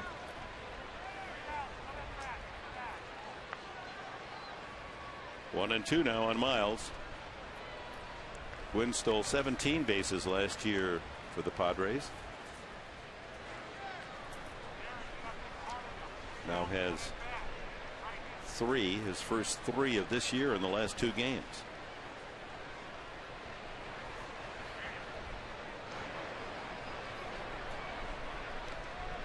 often on a 1-2 count. Runners won't try to steal because that offensive team knows that the pitcher has the luxury of a pitch out. Hundley outside target. So it wasn't a pitch out, but a call that had he been running would have given Hundley a clean shot at the throw. Yeah, that pitch on the outside part of the plate. Easier for a catcher to handle and get a good throw to second base. This is what a good base runner does, though, to the whole sequence here. There he goes. Pulled foul. Forces you to maybe make a pitch that you otherwise might not. Right. Puts the pressure on the entire infield. Had a decent jump. Tony may have had that base stolen. He was one of Dave Roberts' top students last year from spring training on through. Learned a lot from Roberts. Slap foul. Oh, nice catch. Clean catch of a tricky line drive. Sign him up. Not for a Padre, not with that uniform. Sign him up and send him north. You know, that guy got screened also by that guy in the green T-shirt, so that's great concentration on his part.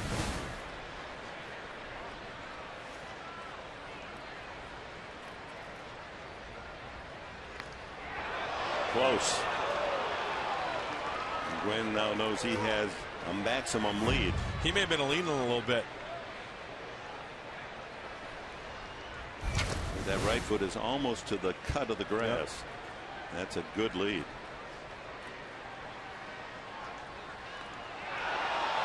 They're just missing. That's two plays. Perfect throws from Harang right on the glove of Hop. Just going to say that. Credit Aaron Harang for hitting the target down by the base. That's perfect.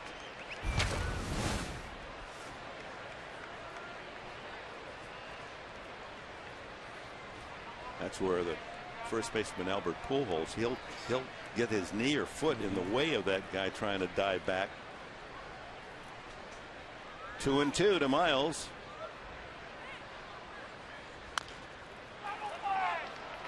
Gwynn will make it to second on the 4-3 put up. So the tying run in scoring position with 2 outs here in the 6th.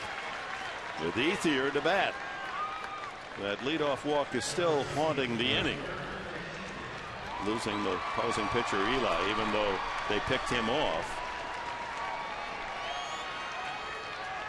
The inning extended, and on that ground out serves as a sacrifice to get Gwynn in scoring position for Ethier, who was able to drive in.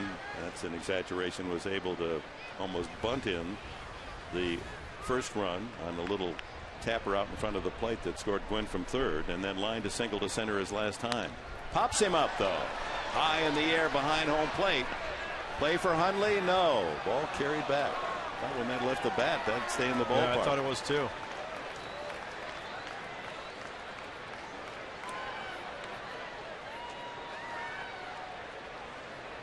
So Ethier alive.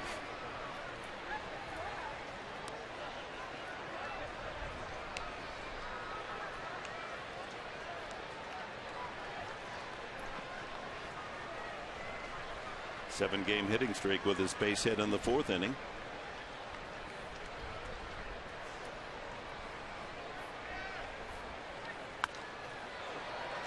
Now, one thing that I've noticed about Aaron Harang pitching to Andre Ethier, he's been really trying to just pound that fastball on the inside part of the plate. Really trying to tie up his hands. Ethier did single in the 4th inning. Deduno last night struck out Ethier twice on those big curveballs. Right. Down and in. Well, it looks like Andre Ethier. Look at the number 27 on the knob of the bat. That he's maybe using one of Matt Kemp's bats. As Matt waits on deck. Kemp has been hot since the first day of spring. Once again, maybe a superstition we were talking about earlier. If you're not hitting, hey, all the hits are in your bats. I'm going to use one. I don't think either it's going to have any trouble hitting with any bat. 2-2 with Kemp waiting a turn if Ethier keeps this inning alive. 2 outs. Guido's been a pesky sort. Leads from second. Carrying the tying run.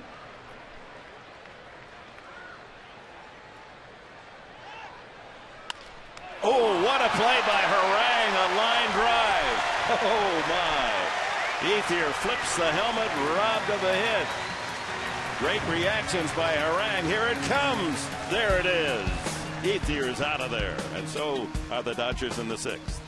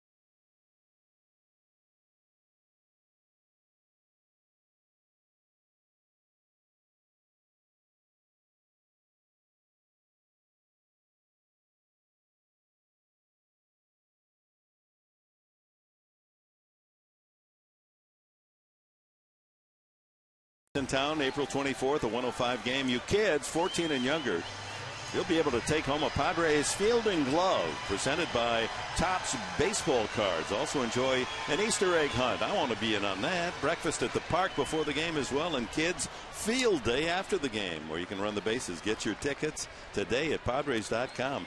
Hey, those aren't. Let's go. Hum you baby. Hum baby. All right. Shoot rock fire. Bottom of the 6th inning, Jorge Cantu. How come you get the ball? Go get him. That's what the point is. That's a good-looking ball. We're going to make a pitching huh? change. Go get him right-handed. Good with the San Diego logo and all. I'm giving you the ball. Let's go. Right. We need an out all here. Right. I'm ready to go. I'm done. Cantu drove in a run back in the 3rd. That's a pretty expensive giveaway, isn't it? It's pretty nice, huh? Young kids will really make good use of that. When was the last time you tossed the rock around? Oh boy, not since I threw my labrum out of place. Actually, the last time was 2 summers ago. I was in Portland. They were performing my play that I wrote about Al McGuire, and the Portland Sea Dogs asked me to throw out the first pitch. Nice. How did your arm respond? Still barking? Yeah, not very good. Cantu, fly ball right field toward the line. Ethier, foul ball. But it has been a thrill. I've thrown the first pitch 4 times, I guess. And when I could, my shoulder was okay, I'd always tell the catcher, stay down. Everyone goes out and they just throw a little sweetheart, little lollipop up there. And I wanted to show, that I still can get it up there. And the measure of whether I was successful or not, if I could hit the screen. So I went up. And then I would throw it. Everyone expected me to throw it and then go all the way to the screen. And the reaction when people went, ooh, I kind of like that. Power pitcher. No, that's how I threw when I was trying to throw it to the screen. And Cantu down swinging. He chased 4 strikeouts now. Eli. Good slider. Brad Hopp. Double and a strikeout. When's the last time you threw the ceremonial first pitch? Wow, back in the Qualcomm days, it was Channel 4 night, I believe. Got a chance to throw out the first pitch. And you know what? My dad is 78 years old, and they come out once a summer, and I try to get the leather out, and we try to toss the rock around in the front yard. Whether it's 5 tosses or... Play catch with Dad. Just, I like it. I like it. I'd snap off a curveball, give him a Schindberger. He's one of the fondest memories for every young guy is playing catch with his dad. Best catcher I ever had in my life. My dad. 1-2 now to Hop. I used to bounce a ball, like we lived on a city street, so it would go down like 6-7 houses, right? And he'd look at me and he'd say, "Hey, I'm a receiver, not a retriever. Go get it." Out of play. My dad grew up in northern Minnesota, up in the iron ore range, and they had town teams, sure. and he was good enough to make the Virginia Minnesota town team as a pitcher. He had big hands, and he could throw a forkball. Because all my life I never could quite do it myself, and he just used to delight in throwing me that forkball, watching me try to chase it around. Like where my dad grew up, they had athletic clubs. You'd go play a game, then you go to the AC after, and you have some, beers with the guys and talk about the game. And they had a whole bunch of them around the area.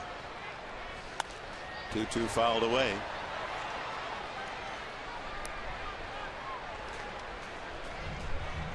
Yeah, that's Kevin Costner in Field of Dreams and that wonderful motion picture capturing the father coming back and playing catch one more time. Yeah. I mean, it'll bring tears. Strike 3 on the inside corner. Eli catches Hop looking. He didn't like the call. 5 strikeouts now for Eli. 4 of the 5 have been in the last 3 innings. He throws that 2-seam fastball that kind of comes back over that inside corner. Like Brad thought that ball was inside. Kind of tough to tell with the glare of the sun. It's definitely high enough, but Brad is barking that ball was inside. Barajas framing it very well. So 2 strikeouts, Cantu and Hop to start the 6th inning. And here's Lewick, home run deep into the upper tier and left. His last at bat for the 2-1 lead.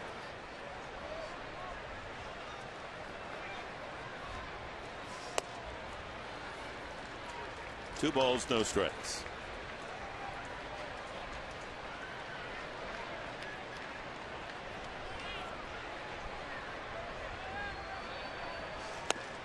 That's in there. Well, the first 8,000 out here today on Military Day also received that Heath Bell poster, and saw several fans reacting the way we did. That's about as nice a poster as you're going to find. Absolutely. There's Heater.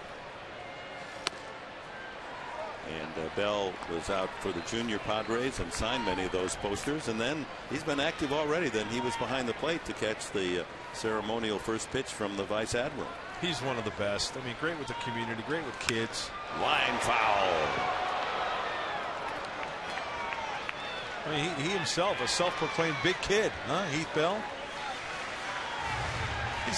What was I read in the paper? He's got a lazy boy that's got a motor, that's got wheels. How sweet would that be? Yeah, he would qualify. Look up character in the dictionary. Might see his picture. 3-2.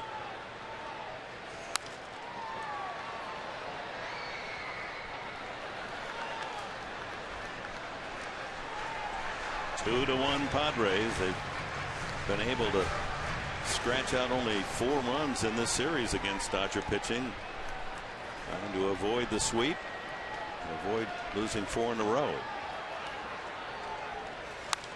Another foul. In fact, you think about last year, until that dismal late August, September losing streak, until then the Padres had gone 125 days never losing more than 3 in a row, and the only time they did was in a Dodgers series in May. Remember here they swept the Padres. Line foul again. So Ludwig getting some good hacks, can't get the ball in play.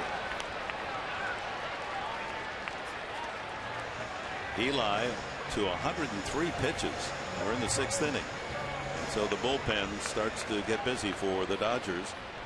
Kenley Hansen, big right-hander, converted catcher. Going fastball away here. And Lewick works a walk. 2 outs. He's on first. Third walk from Eli. And Nick Hundley steps in. Well, it's not like Eli is blowing hitters away this afternoon. He's just doing what you're supposed to do as a pitcher, changing speeds, flipping that curveball up there, trying to locate the outside part of the plate to the right-handed hitters. Still the Padres lead here 2-1. Only 4 hits this afternoon. And Aaron Harang is pitching a gem, only giving up 2 hits. Nick Hundley trying to extend his hitting streak to 7 in a row. He has walked and struck out.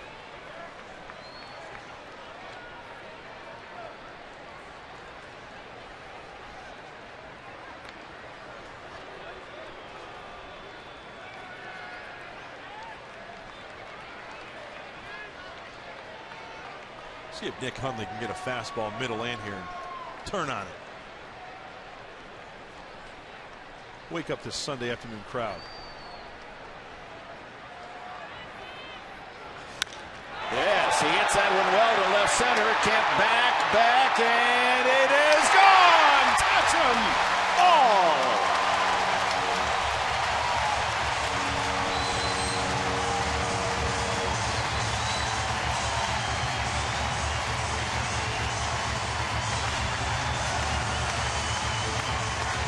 Now that's the way to extend a hitting streak. 2-run blast by Hundley into the Padre bullpen. Pitch right down the middle. He put a good swing on it. A picture-perfect swing into the Padre bullpen. Listen to this. Love it. His second home run of the season. Padres' best hitter through these first 2 weeks. Delivers again. 4-1 Padres. Here's Eric Patterson.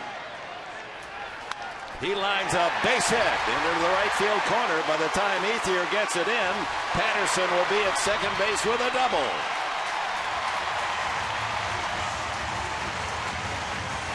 First hit is a Padre, Eric Patterson. Now 1 for 3. Manager Mattingly has seen his pitcher throw 107, and now here in the 6th inning after 2 strikeouts, a walk to Lewick, home run Hundley, and a solid double into the right field corner by Patterson, and that'll be all for the 24-year-old right-hander Eli as Kenley Jensen jogs in from the bullpen. Eli gives the skipper the ball. We'll be right back. Padres in front, 4-1.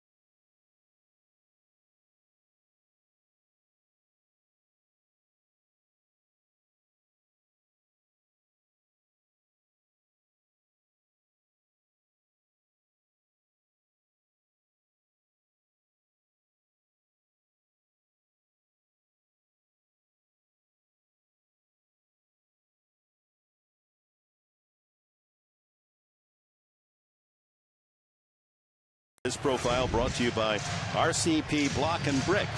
Build a dry stream bed in your yard with natural stone. Call RCP today. Kenley Jansen making his 4th game appearance. As you can see, 4 innings, but he's given up 4 runs. Gonna have to turn up the dial against this guy. Eli was what, mid-80s? Jansen can get up there high 90s, sometimes touching 99.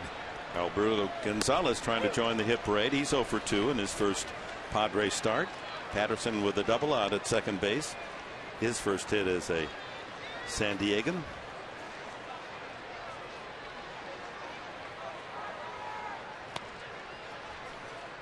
Misses with a breaking ball. Aaron Harang on deck here in the 6th.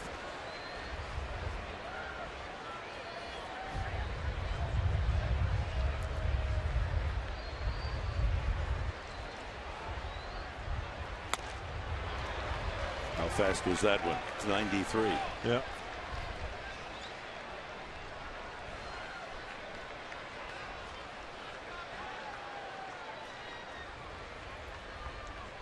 Hot Rod Hundley.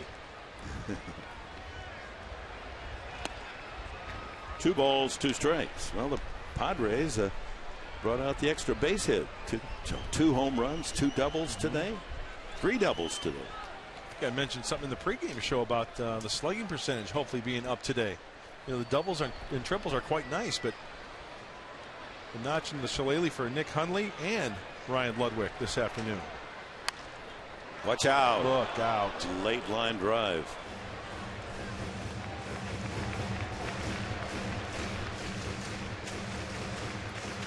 Well, that park in the park today, that's as crowded as we've seen it. It's almost like a spring training game the way folks have packed in, enjoying the sunshine and a good ball game on Sunday Fun Day.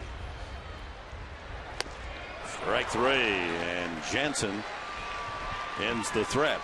A 92-mile-an-hour fastball gets Alberto Gonzalez, but the Padres come up with 2 more. A walk to Ludwig, and Nick Hundley, a 402-foot home run.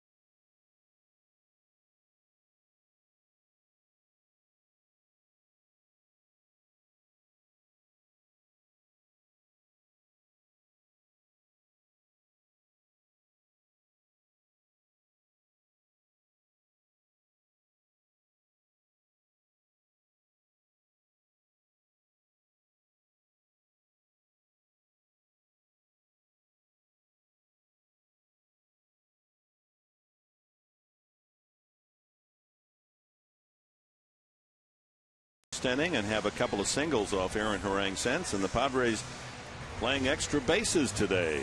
3 doubles and 2 home runs for a 4-1 lead. Here's our comparison, brought to you by the San Diego Toyota dealers. We've got what it takes.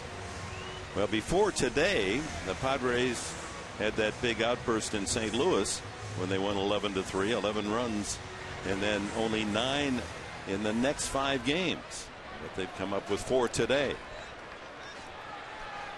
You know, sometimes this game of baseball can be an e-ticket, and quite a ride last inning for Ryan Ludwig and Nick Hundley. I should say in the 4th inning for Ryan Ludwig.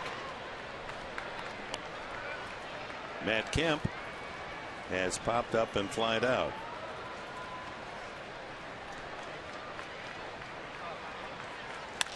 There's a base hit to left field, and Kemp continues his solid hitting.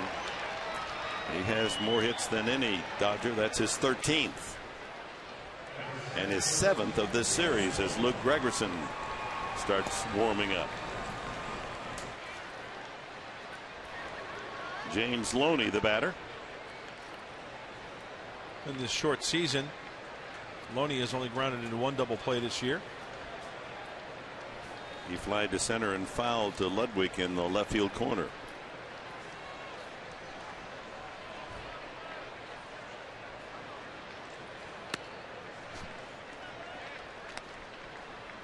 .88 on that fastball.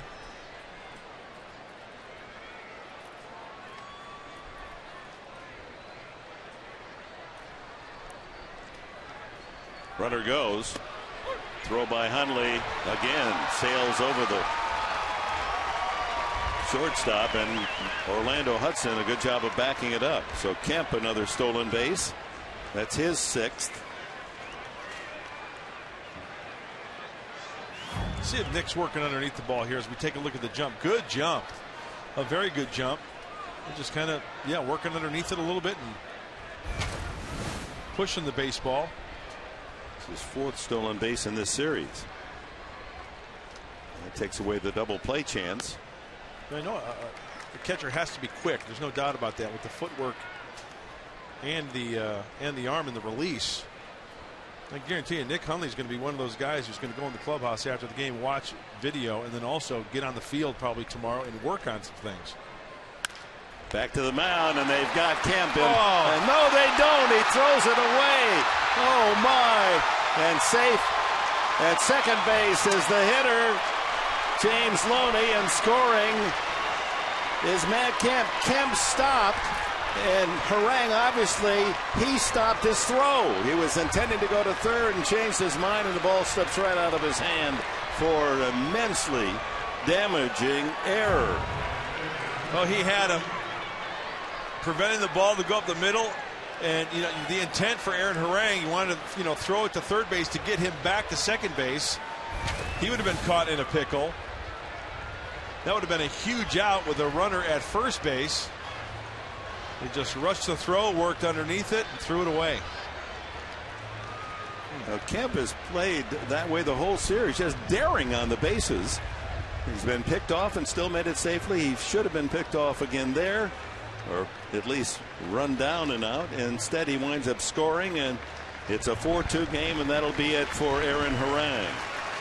He pitched such a terrific game.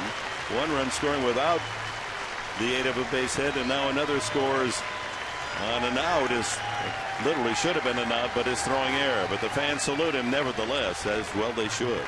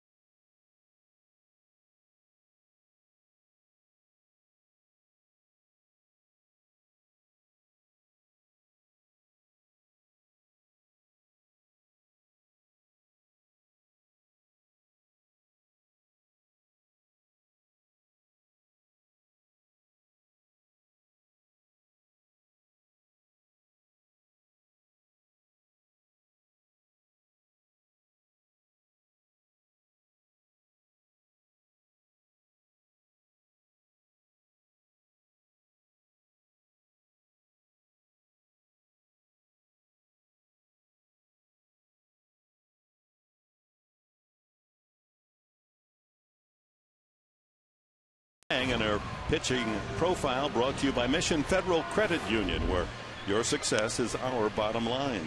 Open an account at missionfed.com tomorrow.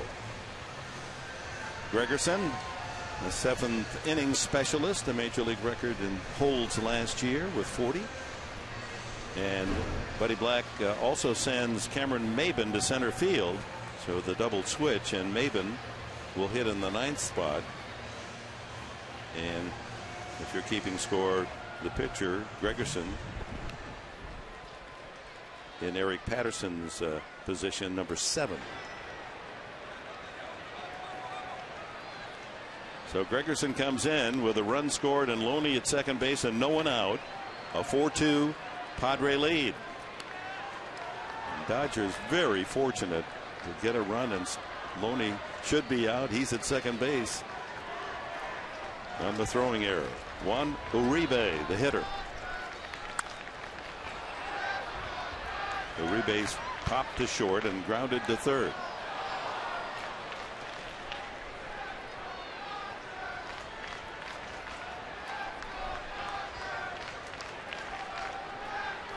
It's interesting that the play that we've just seen with Kemp caught between second and third, and they go all the way down to Little League, and it remains difficult even for professionals, and you've got to react so quickly. Yep. The ball's there in your glove, and there's the runner between second and third. What do I do? And normally you see the pitcher run at the base runner and try to run him back to the base that he came from, and you could see that whole play just develop. And we get in a mode sometimes where we want to have things done so quickly. And I think Aaron, when he thinks about that play, he's going to realize, I had a little bit more time to maybe run at the runner, or a little bit more time to make a better throw to third base. But he just worked underneath it, and hey, it happens. 2 strikes on Uribe. Just does get the head of the bat on that slider. No worse feeling. Believe me, been there many times. And you've got an out looking at you right in the face, and all of a sudden that ball leaves your hand, and you wish that there was a string connected to it, so you can just reel it right back in.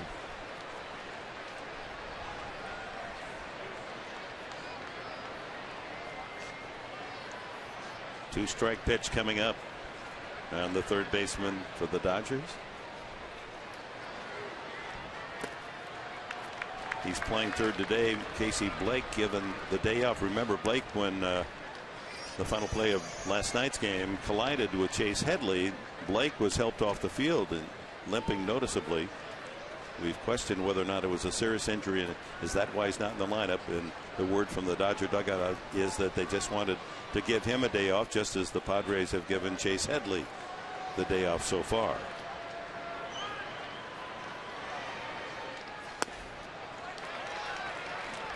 Fastball, tried to sneak that one in there, but it was too low.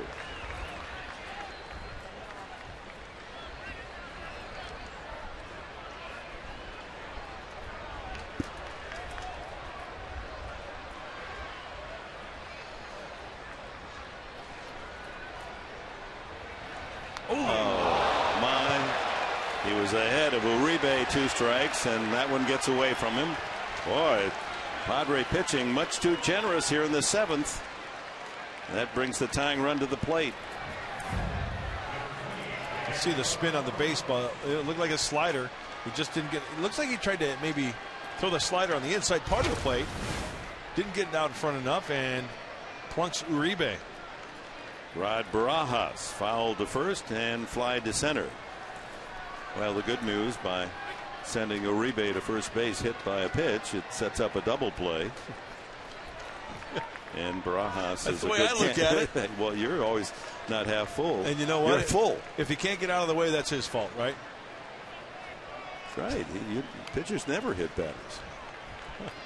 They hit themselves. And that was taught by the best, Drysdale. That's right. Barajas scoring to bunt. That's a strike. He went for it.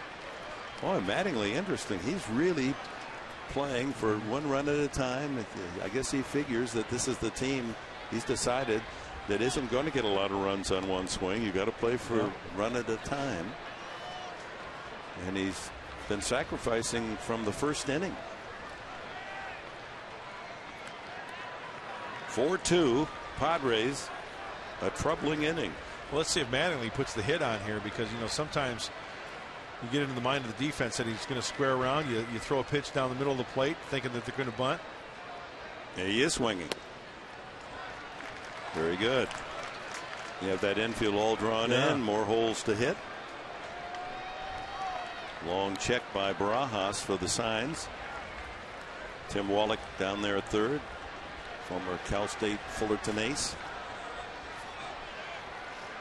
260 career homers. 1-1. Swinging. Good slider. Barajas last year a home run hitter. 17.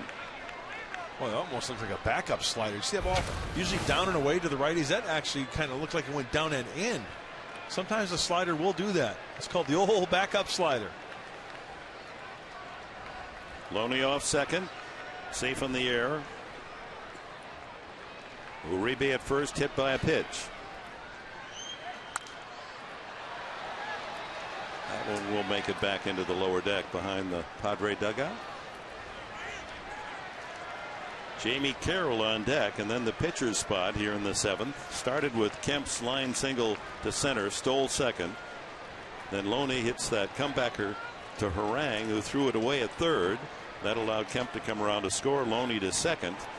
And now Uribe, the potential tying run, hit by a pitch at first. No one out.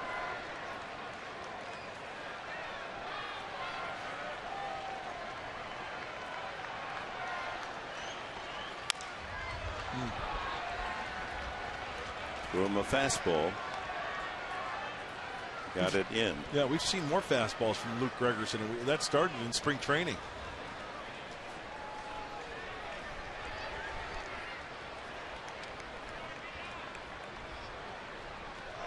Check the scoreboard. Arizona has rallied. They were down 3 runs in the first inning. Now they're up 6-5 in the sixth. St. Louis leading. Have to read the numbers out there. St. Louis looks like it's 6-1 in the eighth. In the eighth at San Francisco. Colorado won 6-5 at Pittsburgh. Winning run on a bases loaded walk for the Rockies. Ground ball weakly. Not hit hard enough for a double play, or is it? Yes! 6-4-3. Gonzalez, Hudson, the hop. Barajas not the fleetest of foot, even though he didn't hit it hard. The Padres turn it over. I think that was the key to this whole play. A ball not struck all that well, and they get Barajas by a good 2.5 strides. Nice pitch on the slider, down and away by Gregerson. Don't shut your toolbox yet, though. Got a tough out at the plate. Loney moving to third. Carroll has flied twice to Venable and right. Venable playing in a couple of steps, and that's paid off. Strike. That is Gregerson at his best. That hard slider at 84 miles an hour.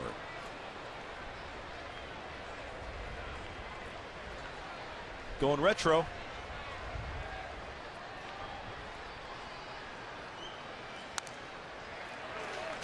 Gregerson jumps ahead. 2 strikes on Carroll.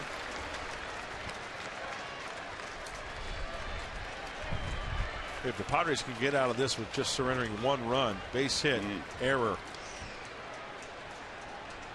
that'd be some kind of nice. Hundley out to talk with Gregerson. Ahead on Carroll, 2 strikes, and he's a good 2-strike hitter, as we've noted.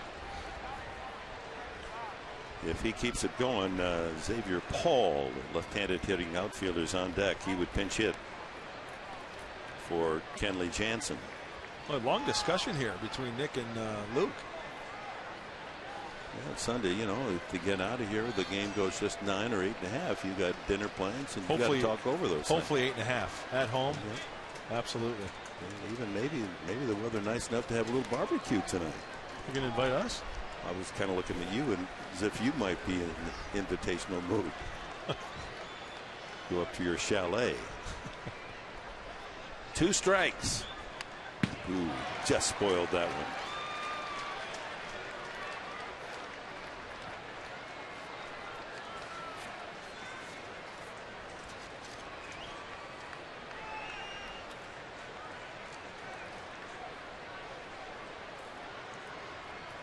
Loney still at third with 2 gone. Run in as the Dodgers cut the lead to 4-2.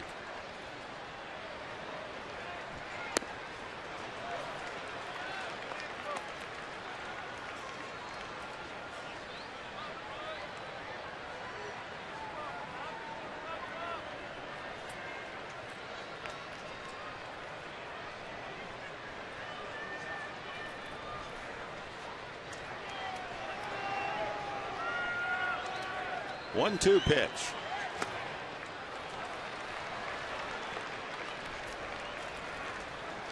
Well, Carroll is a veteran of many years in the big leagues. Still does something that so few do anymore, and that's with 2 strikes. He'll shorten up on the bat, just protect the plate, try to punch one for a base hit.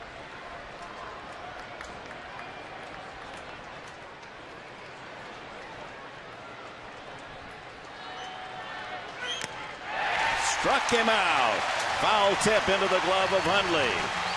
How about that? Luke Gregerson coming in with real trouble spelling for the Padres and bails out Harang. And we're to the stretch half of the 7th, 4-2.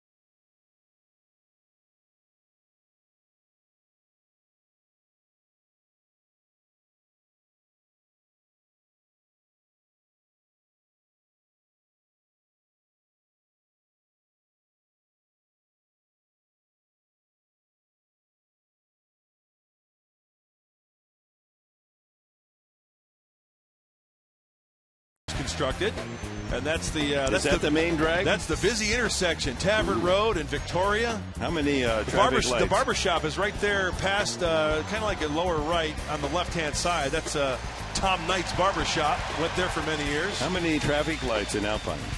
There are 1, 2, 3. Oh, big time. 3 sets of traffic lights out in the Pine. But when I moved there 23 years ago, there was no lights. And the minute they put up the first traffic light, there was an accident, like in a half hour. Well, when we first moved down to the San Diego area from Los Angeles in 1983 to go out to Rancho Santa Fe off Highway 5 on Via de la Valle, right. There was, I think, maybe a light. I don't think a light all the way to Rancho Santa Fe, and I think there's 6 of them now. Yeah. They're just, people all found out what we knew. Exactly. Great place to live. All right, here we go. Stretch half of the 7th, and Cameron Maben inserted in the double switch with Gregerson. Top half of the inning. Will lead it off, and then to Venable and Hudson. Kenley Jansen still on the mound. He got the final out in the last inning, struck out Gonzalez. after Patterson had doubled to knock out starter John Eli. So Eli goes 5 2/3 innings, allows 4 runs, all earned, 6 hits, 3 walks, 5 strikeout. Aaron Harang, his book is complete. 6 innings, 2 runs, 1 earned, 3 hits, 2 walks, 2 strikeouts. The 2 runs scored by the Dodgers, one without the aid of the hit, and the other only a single and an error, his own undoing. But nevertheless, 2 outings for Aaron Harang, and they've been outstanding. Maben last night was up with the bases loaded in the 9th inning in that 4-0 Dodger win, and hit that dribbler wide of third. There would have been a base hit. There was no way that Casey Blake was going to throw out Maben, but Blake, as he went for the ball, ran into Chase Headley. I mean, he initiated the contact, but that doesn't matter. The fielder has the total right of way. You must yield, and Headley just couldn't get out of the way. I don't think he expected Blake to be there. I think you're right. He was taking the straight line. And Maben gets into one. That's high and deep to left center. Way back, and Kemp can't get there. Touch them all.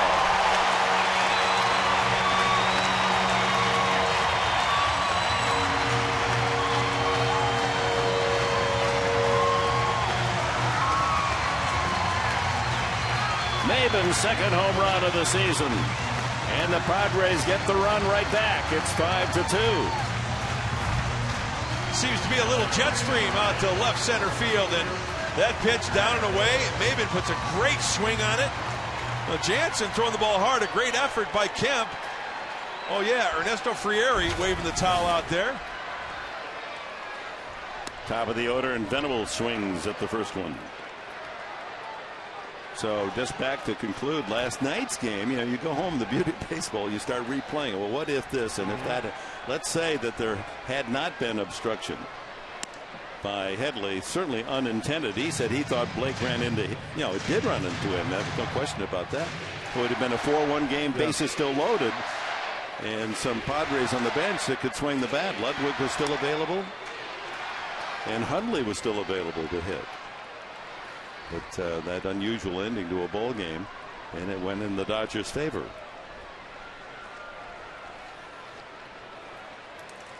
Padres with their hitting close on this Sunday. A roller right side. Loney outlegs Venable to the bag for the out. Let's go back to that play last night in case you weren't here. Slow tapper. Watch Blake as he angles in to try to get the ball. He's interfering with the fielder, trying to get to the baseball. Now, obstruction is when, let's say there's a runner rounding third, right?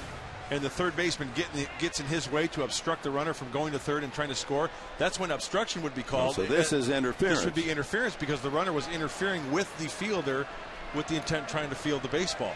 And you know what? It's been. They should use the same language. They had to call it interference. That's what it is, either way. Exactly. You're right. Why do we have to be so clever? Confusing. I've asked my umpire friends all the time about that, and I still can't get it straight. Hudson, he has another hit. That goes with a double and a run scored back in the third. Well, something about those Dodger blue uniforms that inspires hitting by Hudson. 333 lifetime and 2 for 4 today. And the same for Brad Hopp. He's 1 for 3. He too is, that we documented, had his best hitting through his career against Los Angeles. Here's Cantu, singled in the first Padre run in the third after Hudson had doubled. That tied the game at 1. Then Ludwig's long home run to left gave the Padres the lead 2-1 in the next inning. Strike to Cantu. Then 2 runs in the 6th on the 2-run blast of 402 feet by Nick Hundley, 4-1. The unearned run the top half of this inning to make it 4-2, and Cameron Maben's first at bat delivers a home run. 5-2. That's where we stand. And Hudson at first base. 3 home run game. That's tops for this young season. 8 Padre hits and only 2 are singles. One of those just experienced by Hudson. 3 home runs and 3 doubles.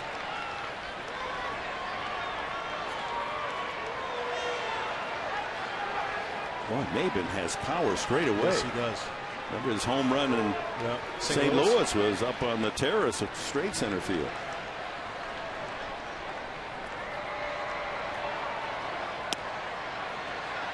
Breaking ball misses, and they count 1-2.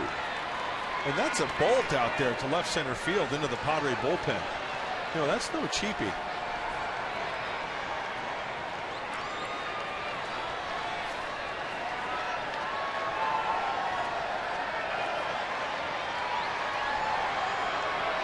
Crowd today on this bright Sunday of 33,949, just a handful under 34,000. So the series drawing well over 100,000. Cantu hits it high in the air, but that one won't make it to the warning path as Kemp back to make the catch. Second out.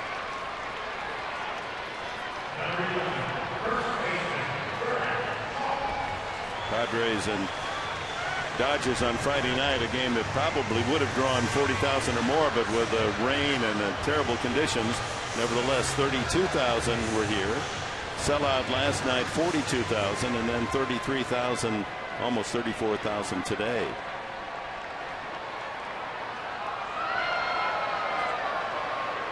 So around 108, 109,000 for the series. Brad Hopp doubled over Ethier's head, a line shot in the second inning, and has struck out the last 2 times.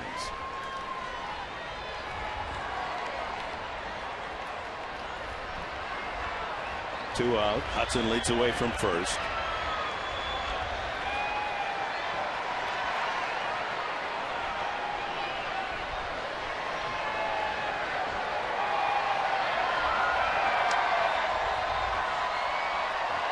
Fans having some fun with a wave.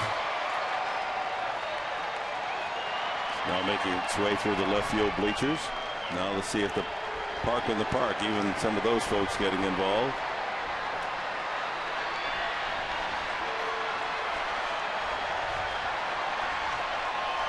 I refuse ever to be a part of it. Did that start at a tennis tournament? No, they credit in Europe. They credit it as the Spanish wave. That it was the Spaniards in soccer that started it. Now I can understand in soccer why you get a little itchy and you want to get up and make some noise.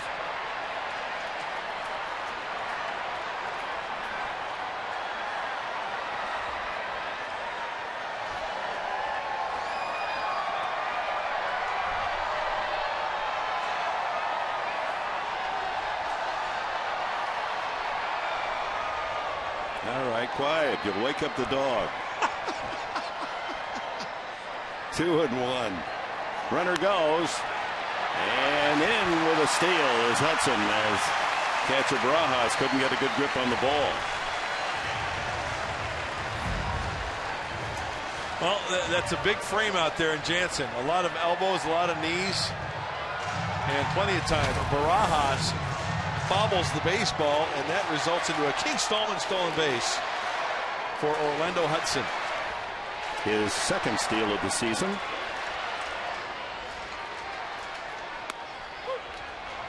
And the count goes full now on Brad Hopp. Chance to pick up an insurance run. 5-2. Inning started with Maben's home run, the third by the Padres in the game.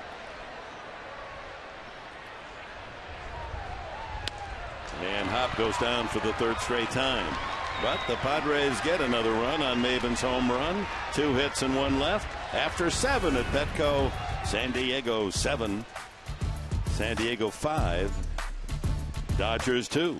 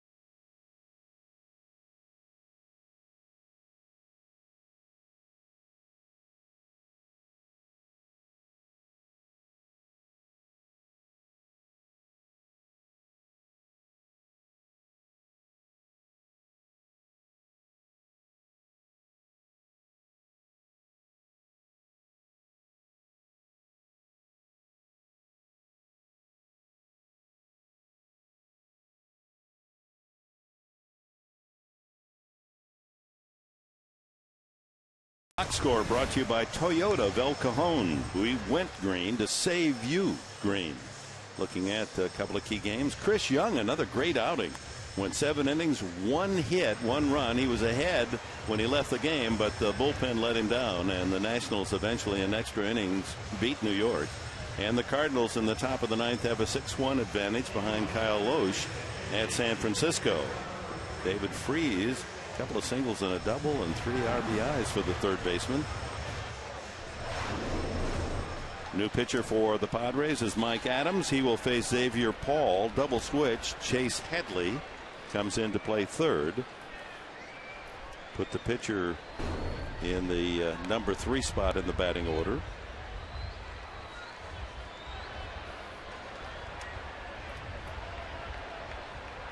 And Headley is in the 7th spot, Eric Patterson's original spot. Adams starts with a strike against the pinch hitter Xavier Paul.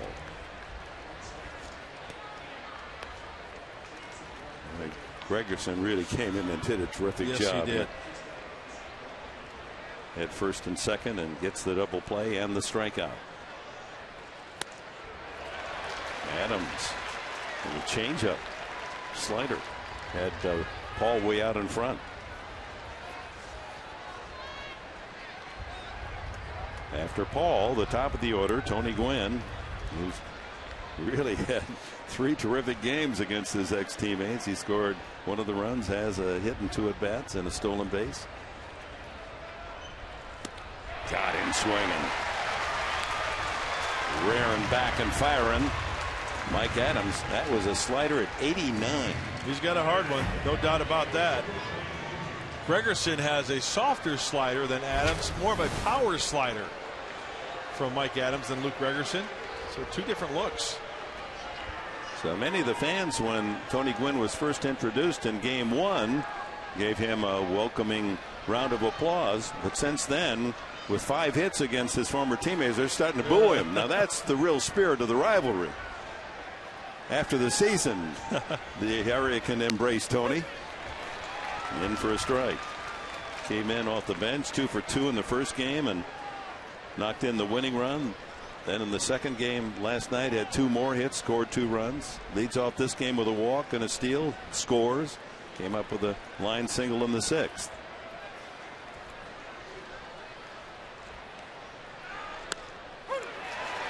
Slider, strike 2.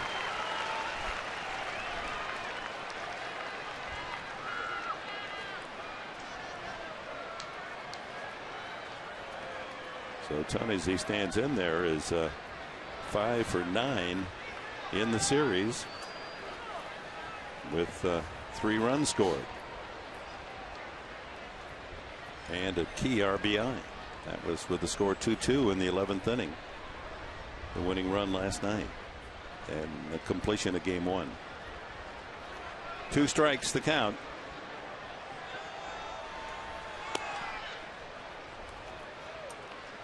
Adams has to be really tough to pick up the ball. Oh, yeah.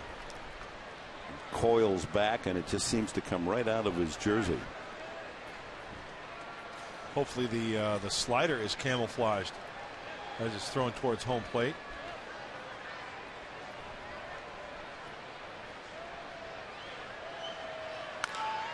By the mound, charged by Hudson. 4-3 put out.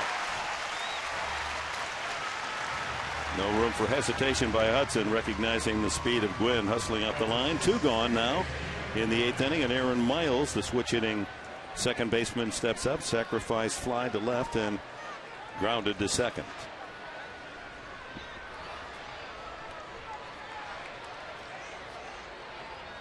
Heath Bell has not started to warm up as yet.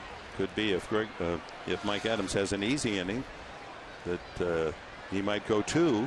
Might have said to manager Black, if that's the case, I can go 2.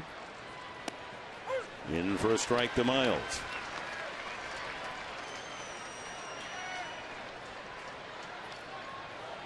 We'd have to have a 10-second delay, but it really would be interesting to put a mic on Bell in the bullpen during the course of the game, wouldn't absolutely.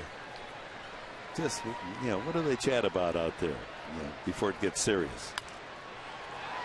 And they've said that, the Gabs, they do chat. Sure. Gregerson, Adams, and Bell, the GABs, and 4 or 5 innings, because they know they're not going to be in there, and they, you got to leave it light. Believe me, it gets fun down there. Yeah, but then Crunch get time to the 6th inning, and now they're really into the game in more ways than one. I used to have some fun down in that bullpen, man. Oh, I bet you were something. 2 strikes now. Miles. He got him weakly. 2nd strikeout of the inning for Adams. Overpowering. Bullpen continuing to be one of the great assets of this Padre team. Bottom of the 8th inning, it'll be Ludwig, Huntley, and Headley.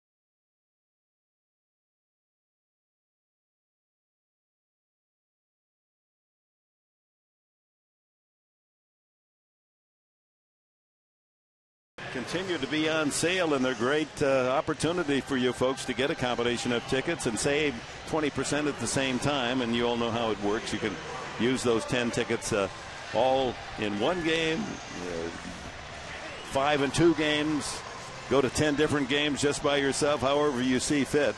And then you save money too. These tickets start as low as $11. It's a great deal. Available in 4 great seating locations. Get your Flex 10 pack today by calling 619-795-5008. You know what I would do if I didn't have to work all the time and just came as a fan? I'd buy 2 of them. Right. So that then I could go take my wife and go to 10 games. Right. And save all that money. Does that make any sense? It's a great series. It's all about affordability. Flex 10. Ryan Ludwig, he flexed his muscles in the 4th with that 438-foot shot into the upper deck and left. Walked and scored in the 6th inning. So he's come around to score twice and leads the club 7 runs. Scored. Then it'll be Hundley and Headley. All 3 Padre home runs, no cheapies. They're all over 400 feet.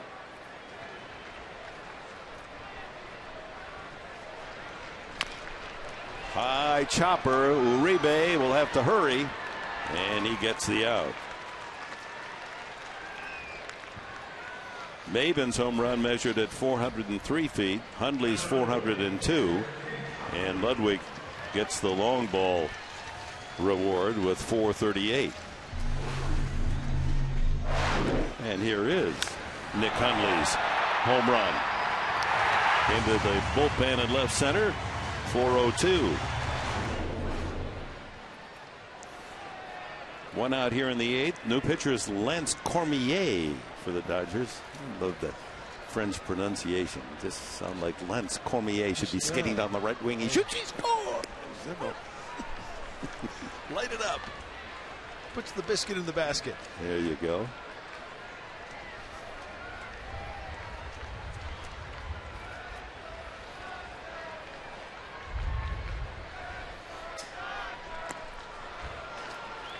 Curveball, and he's in front of Hundley. 2 strikes.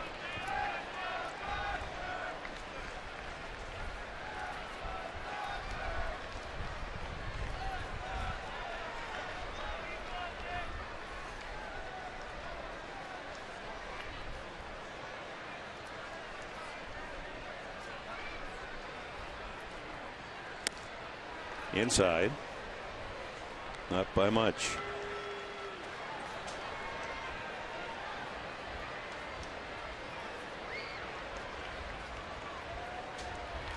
Cormier of French descent from Louisiana.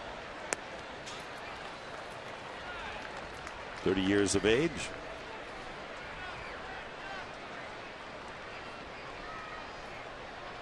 Played for the Tide, University of Alabama. Got his degree in finance.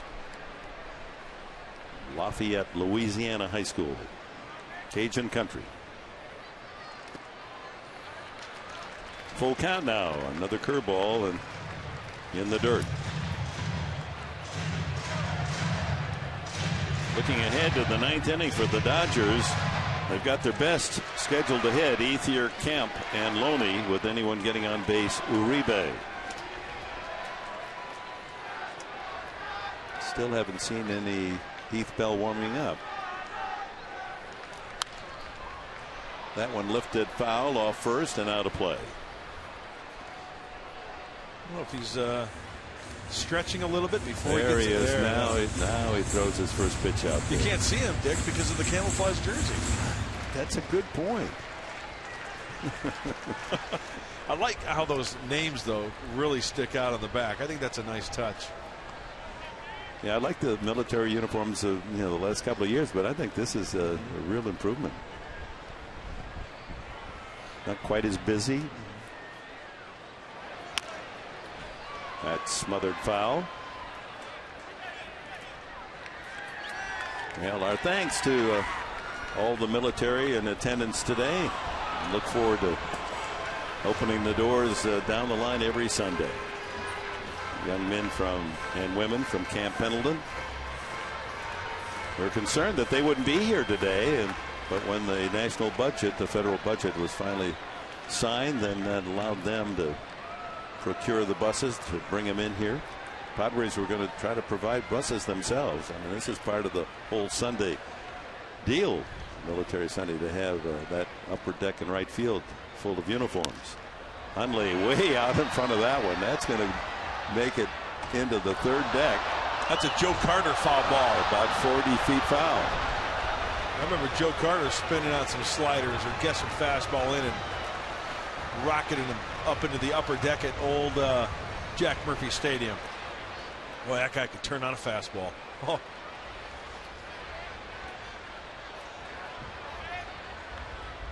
Like a dog in a T-bone. Oh, man. A good analogy. Outside, and Hundley has a 1-out walk. Well, my favorite all-time all-star long foul ball hitter was Roger Repos, who played for the Angels, and he was probably as physically talented, big, strong arm, could run like a deer, and he could hit the longest balls you'd ever want to see. The bad news was they were always foul. I mean, he would hit out where those Marines are. He might hit it up there, yeah. Except that that wasn't foul enough. He'd hit it over the roof 50 feet shy of them. He was amazing. He could turn all right. Yeah. He almost wanted to go out and turn him so he's facing the backstop, yeah. And then maybe when he swung, he'd hit it in fair territory. Headley, first at bat. Eric Patterson started in the number 7 spot in the batting order. His first start as a Padre, and had a double in 3 at-bats.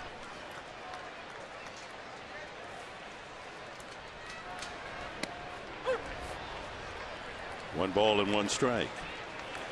Had to really feel for Chase Headley going home last night thinking about the game. I mean, he did nothing wrong. I mean, he was running to third base, and I don't know, going back, how you could possibly avoid the collision. Unless you totally stopped. Well, if you stop, then they're going to maybe tag you, Now, that's a case where we talked about it last night, but as a runner, you have to be aware of what's in front of you, and you have to peel off and allow that infielder to get to that baseball. Casey Blake's momentum was going towards the baseball, towards first base. He was moving to his left when they collided.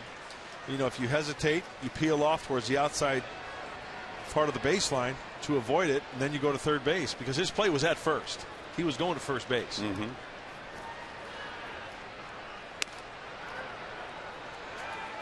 Well, an academic All-America at University of Tennessee, Headley knew the rule. He knew he wasn't going to be able to extricate himself from it. The game was over. Just one of those situations. It's like a traffic accident. Hey, it happens to everybody. How do we, didn't do anything wrong, but I still got that big dent in the front fender. Blame it on the wife.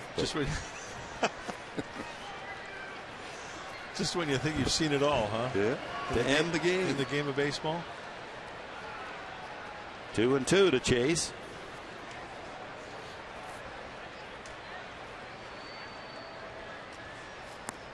I alluded to it last night on our post-game hit at Qualcomm Stadium, then Jack Murphy Stadium. It was the first game of a doubleheader, a twilight doubleheader. Marvell Wynn got picked off second base on the hidden ball trick. Oh, my goodness. Now that would really be a long ride home. Headley, as he does so often, working the count full. Hundley goes and almost hit by the ball, was not able to skip over it. Good job by Nick Hundley to hurdle in time so that the ball didn't strike him. So he makes it to second base on the 4-3 put out. I was just about to say, you talk about obstruction and interference, then you talk about runners getting hit by a batted ball. The runner is out, and some guys try to time it to where they'll try to deke the infielder right, but that ball might take a bad hop and it gets you in the leg, and bang, you're out. Yeah, trying to screen the infielder like in the crease. Hockey in the crease. Yeah, you're just in there so that the goalie can't see where the puck is. Another roller. This will be foul. Alberto Gonzalez with Eric Patterson getting his first Padre hit today, and Gonzalez his first start. He has a hit. He's 1 for 6 now in the San Diego uniform. He is fouled to right, flied to right, and struck out.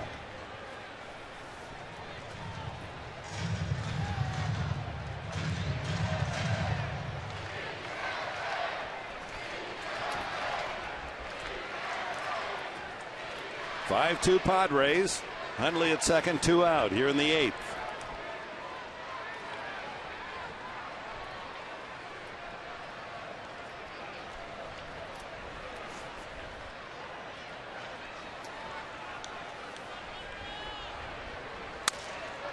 Hit to right field by Gonzalez. Broken bat single. And here comes the 6th one as Hundley comes around. Gonzalez puts on the brakes and heads back to first. He has a Padre RBI.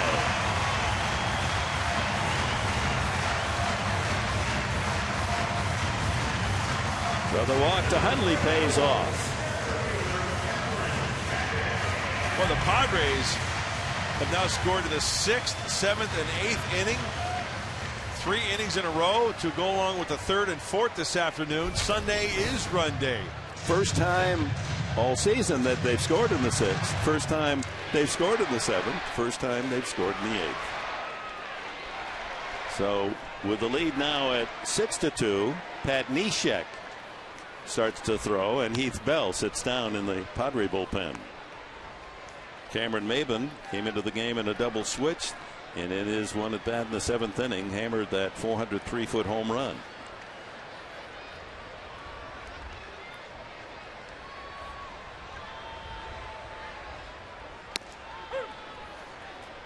Cormier,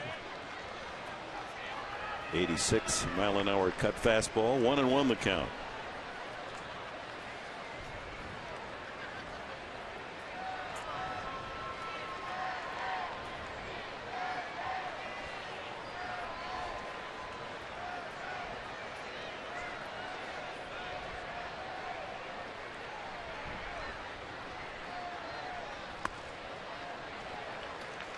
2 balls and a strike.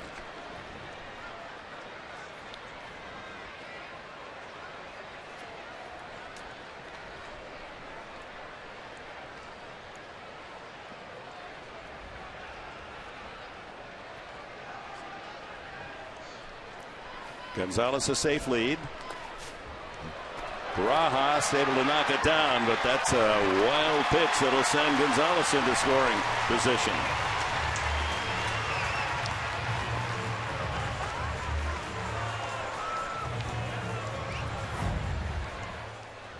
It was a breaking ball. Oh, that ball comes back.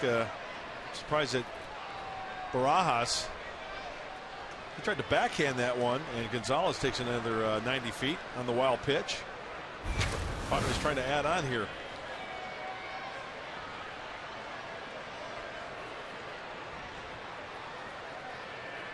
Base hit here, and then the grand slam can't beat you, as they say.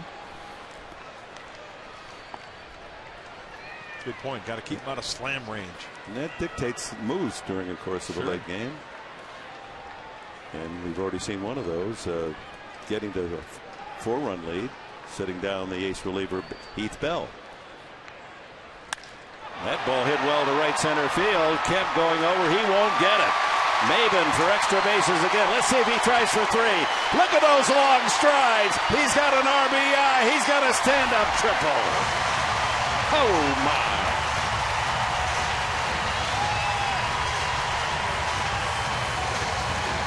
How about that for a non-starter? A triple and a home run, and it's 7-2. And Maben using the whole field, the home run to left center field into the bullpen. He stays inside this baseball and rockets that near the Adirondack chairs. And let's watch those strides you're talking about, Dick. Love to watch this kid run. Lap 1. Lap 2. Hits the tape. No throw. Yes, I think before the season is over, we're going to see him inside the park home run. So 2 runs in against Cormier, and back to the top of the order, and Will Venable. And the Padres have that slam +1 lead. Venable a roller to the right side, and he is retired 4-3. But the Padres get 2 more on a walk, an RBI single by Gonzalez, and a long triple by Cameron Maben. 7-2.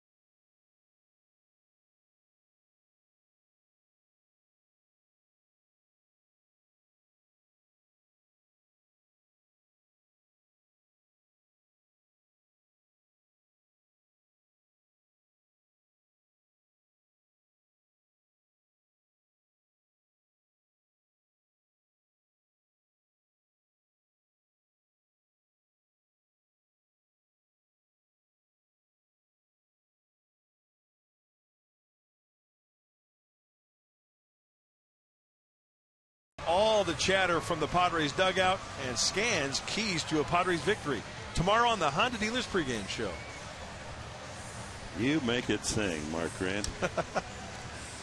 Thank you, sir. Another aria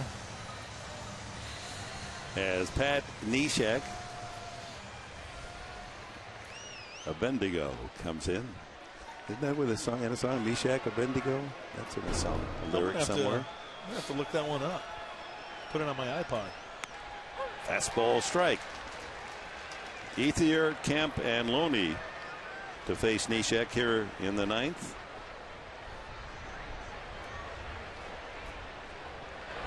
His last 2 outings have been somewhat disappointing, so Bud Black hoping he can come in here, get the final 3 outs, go home with a well-earned win. It's a nice way to get that reliever back up on that horse and have a good inning. He went around. It's 1 and 2.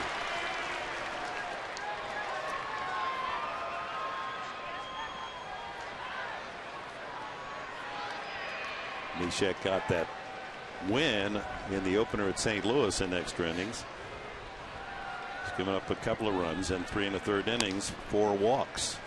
That's what has caused concern. Get that ball in the strike zone. Butler Bulldog, 2 and 2. Got him looking.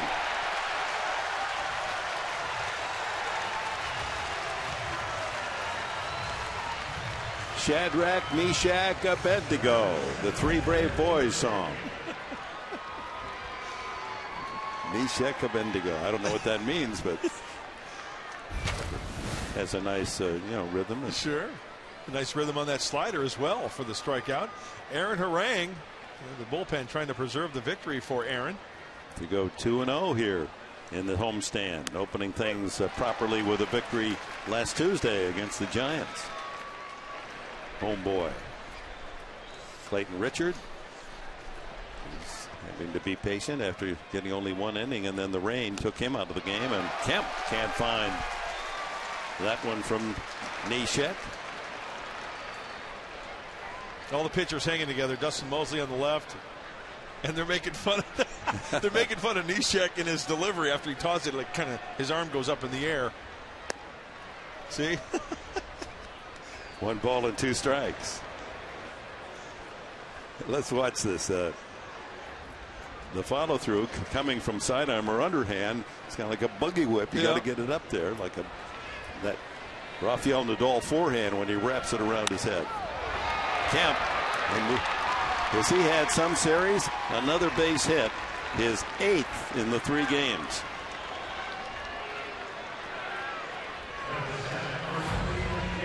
Closer look at this motion. After he releases the ball, a follow through, and then the arm will go up in the air. And then Clayton Richard. When you see that, though, it's interesting. Well, it looks like he's really almost coming submarine. That ball was above sidearm. It was almost 3/4. Loney 0 for 3.